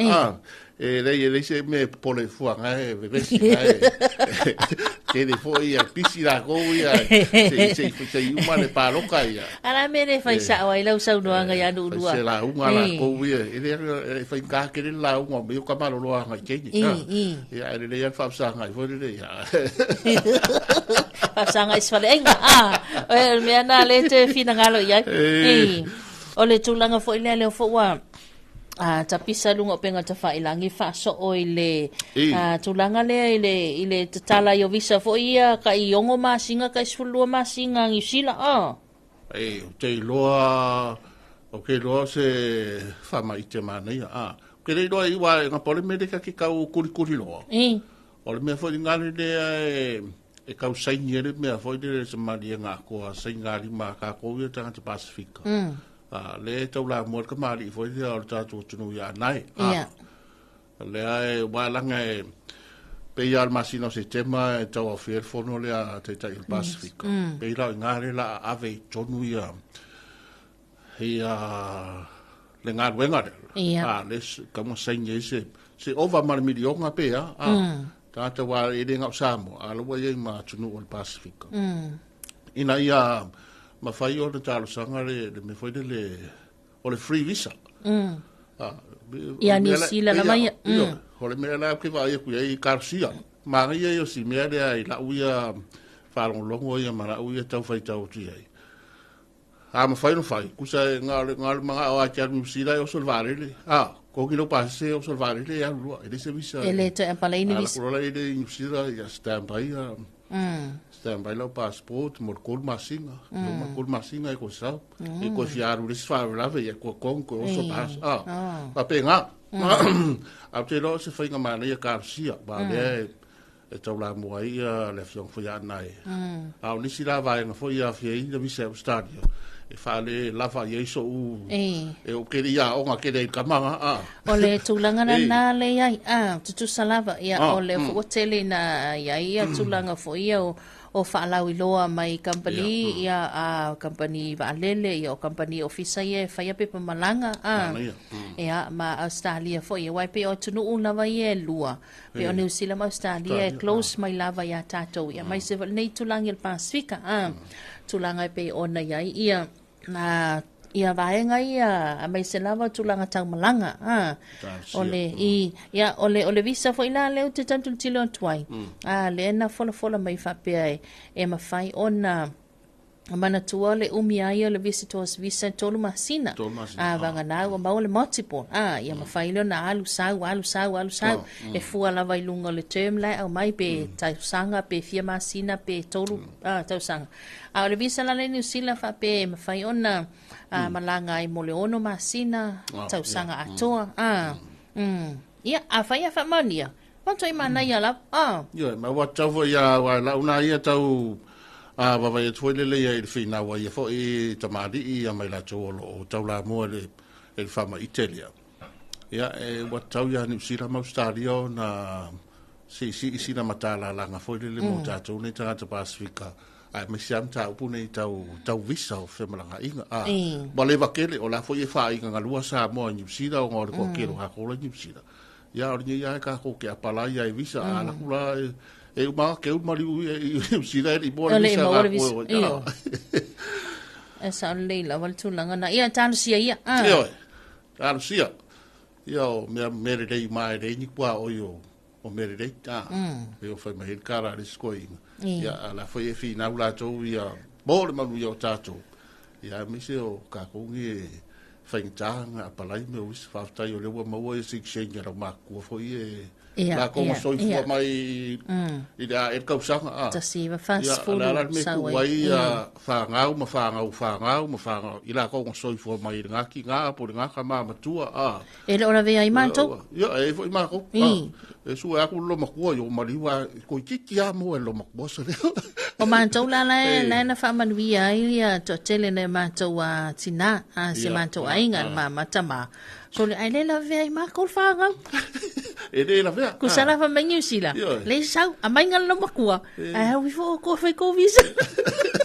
ora me nga va pe vole wa pe o le si vala nga o tom fai nga nei e mka upura por albe e no ti ai la fa na ya allo makua le was sing se va pe mai foi la ya a mai se fa nga ko kas vea kasi soi mal fa nga sabe ia ka po ia ka ko ba se fai po tau no se vai ngale le foi le tau fai ngala tau ia o me umana vale le mo ka ko uma mana ia tu langa na ia ka ko fai ia ka ko fikangi si ia ka ngel ka mai ki voi ngat fialo ngusila o kalier kala le wadi de kere de fai por kiki kere fai skai mia ya ka tia mai ya ka o ko mai lo fadonga fa mano ile to tele o lo mafta mai lunga fo i o tatu a pe folinga ya ma fa fo mai fo i lunga fo la le o le toipi poi nei sa mo po fa fo to sa mo ya tatu pale fianga i pe tu sai fo yo lava singa masani a fa yo lawa fiafi o ya to ya malo maka fo yo kukul fa sunga molesi pe wala ngo la fo ngamu usira ma uskari ya le na si va nga si oi America fa so la mountain wala wa umar kamilanch umar na toma lo longa le ulti ya me so kan fo le lo mo le fa umar tina i me le va ai nga sai nga po fe et me na ya la Shanghai ala de ya vai moi oyo la ya le fe de malo lo si o me po ya kasot ya ma ko voi fale voi ya ku fa foi fale voi o ya ya vai ngo foi ya ele no po ngala o mai si kupel malanga ri no va so ona fa fonga met fal tu va ai ta po kala ele vai lang wa ka ko voi fa fo ye de nga ki ya me wa o la ka ke o ye fa wa ke fa bi yo fa de fa ka wo me o ya ka ko maka wo de pa ko yo fa de fa ka wo me o la e fo ye ka ko maka ya o me ba pa ti no ya ma le fa de ka fa wa ida malang fa de si vai la ko ye si va ka ko wo ya ka mai foi la ko le mai fa fo ia ka ke o ia ole maka fa kulopa o maka ngamua la le maka isa mo ka ko wa ya ka la lo mangu fa solo yo ka ke yo fa i ka ki ya o fa kala pu le ia fa ai o fa kupera le ia o masini le kala kupe ni Kore kakaro ta fili ai Ia, lata ni whamai, au tā boka lame whaso. Yoi, ia, lawal manatu ngai whorito tele, ia o whainga masani, hoi lewa ni tonu whore tā ulanga, tele ni tāpu vai tasi eile a tina e o Samoa, i pisinisi, mkampani, ia maisi o le tātou malo, ia wha malo whore so i fua manuia i taitai o le tātou tinu, lai ngā kāpeneta, tumai tai pāre mia, ia fa pe fo ia hona tulanga masani mo na tulanga alo ia fo ta fa tolu o fa malo ia maso se va nga lavo ta tu tunu anga ia tu pule nga malu ali fa pule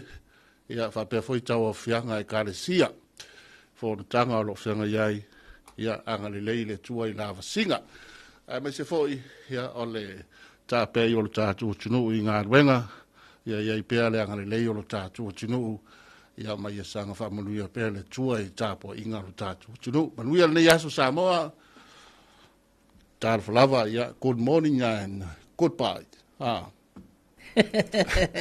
Ia, ole tau whai a whaso talua ana seto sivilio, tātou polkalamina, Talofa Samoa, moli le nganga whaaftai tele, i le langalunga somalu si mai le bulenga malau whainga wenga company supermarket ia Maui Saleufi, langalunga somalu si tātou polkalame, ia e pe ona iaile nei tai au. Lea ole ata walungatu, tātou whaafifianga nei mai lau bese tamale ia ona tātou se melo lea, ia mo tātou tala tu samai, i le leiti o whawamalo ni sila manuia tele, ia le nei aso, le sunga ia taluai ngā luenga, ia leo o mahuta mai ka late morning, ia manuia tele nei aso, malumat pa ia le au whafonga.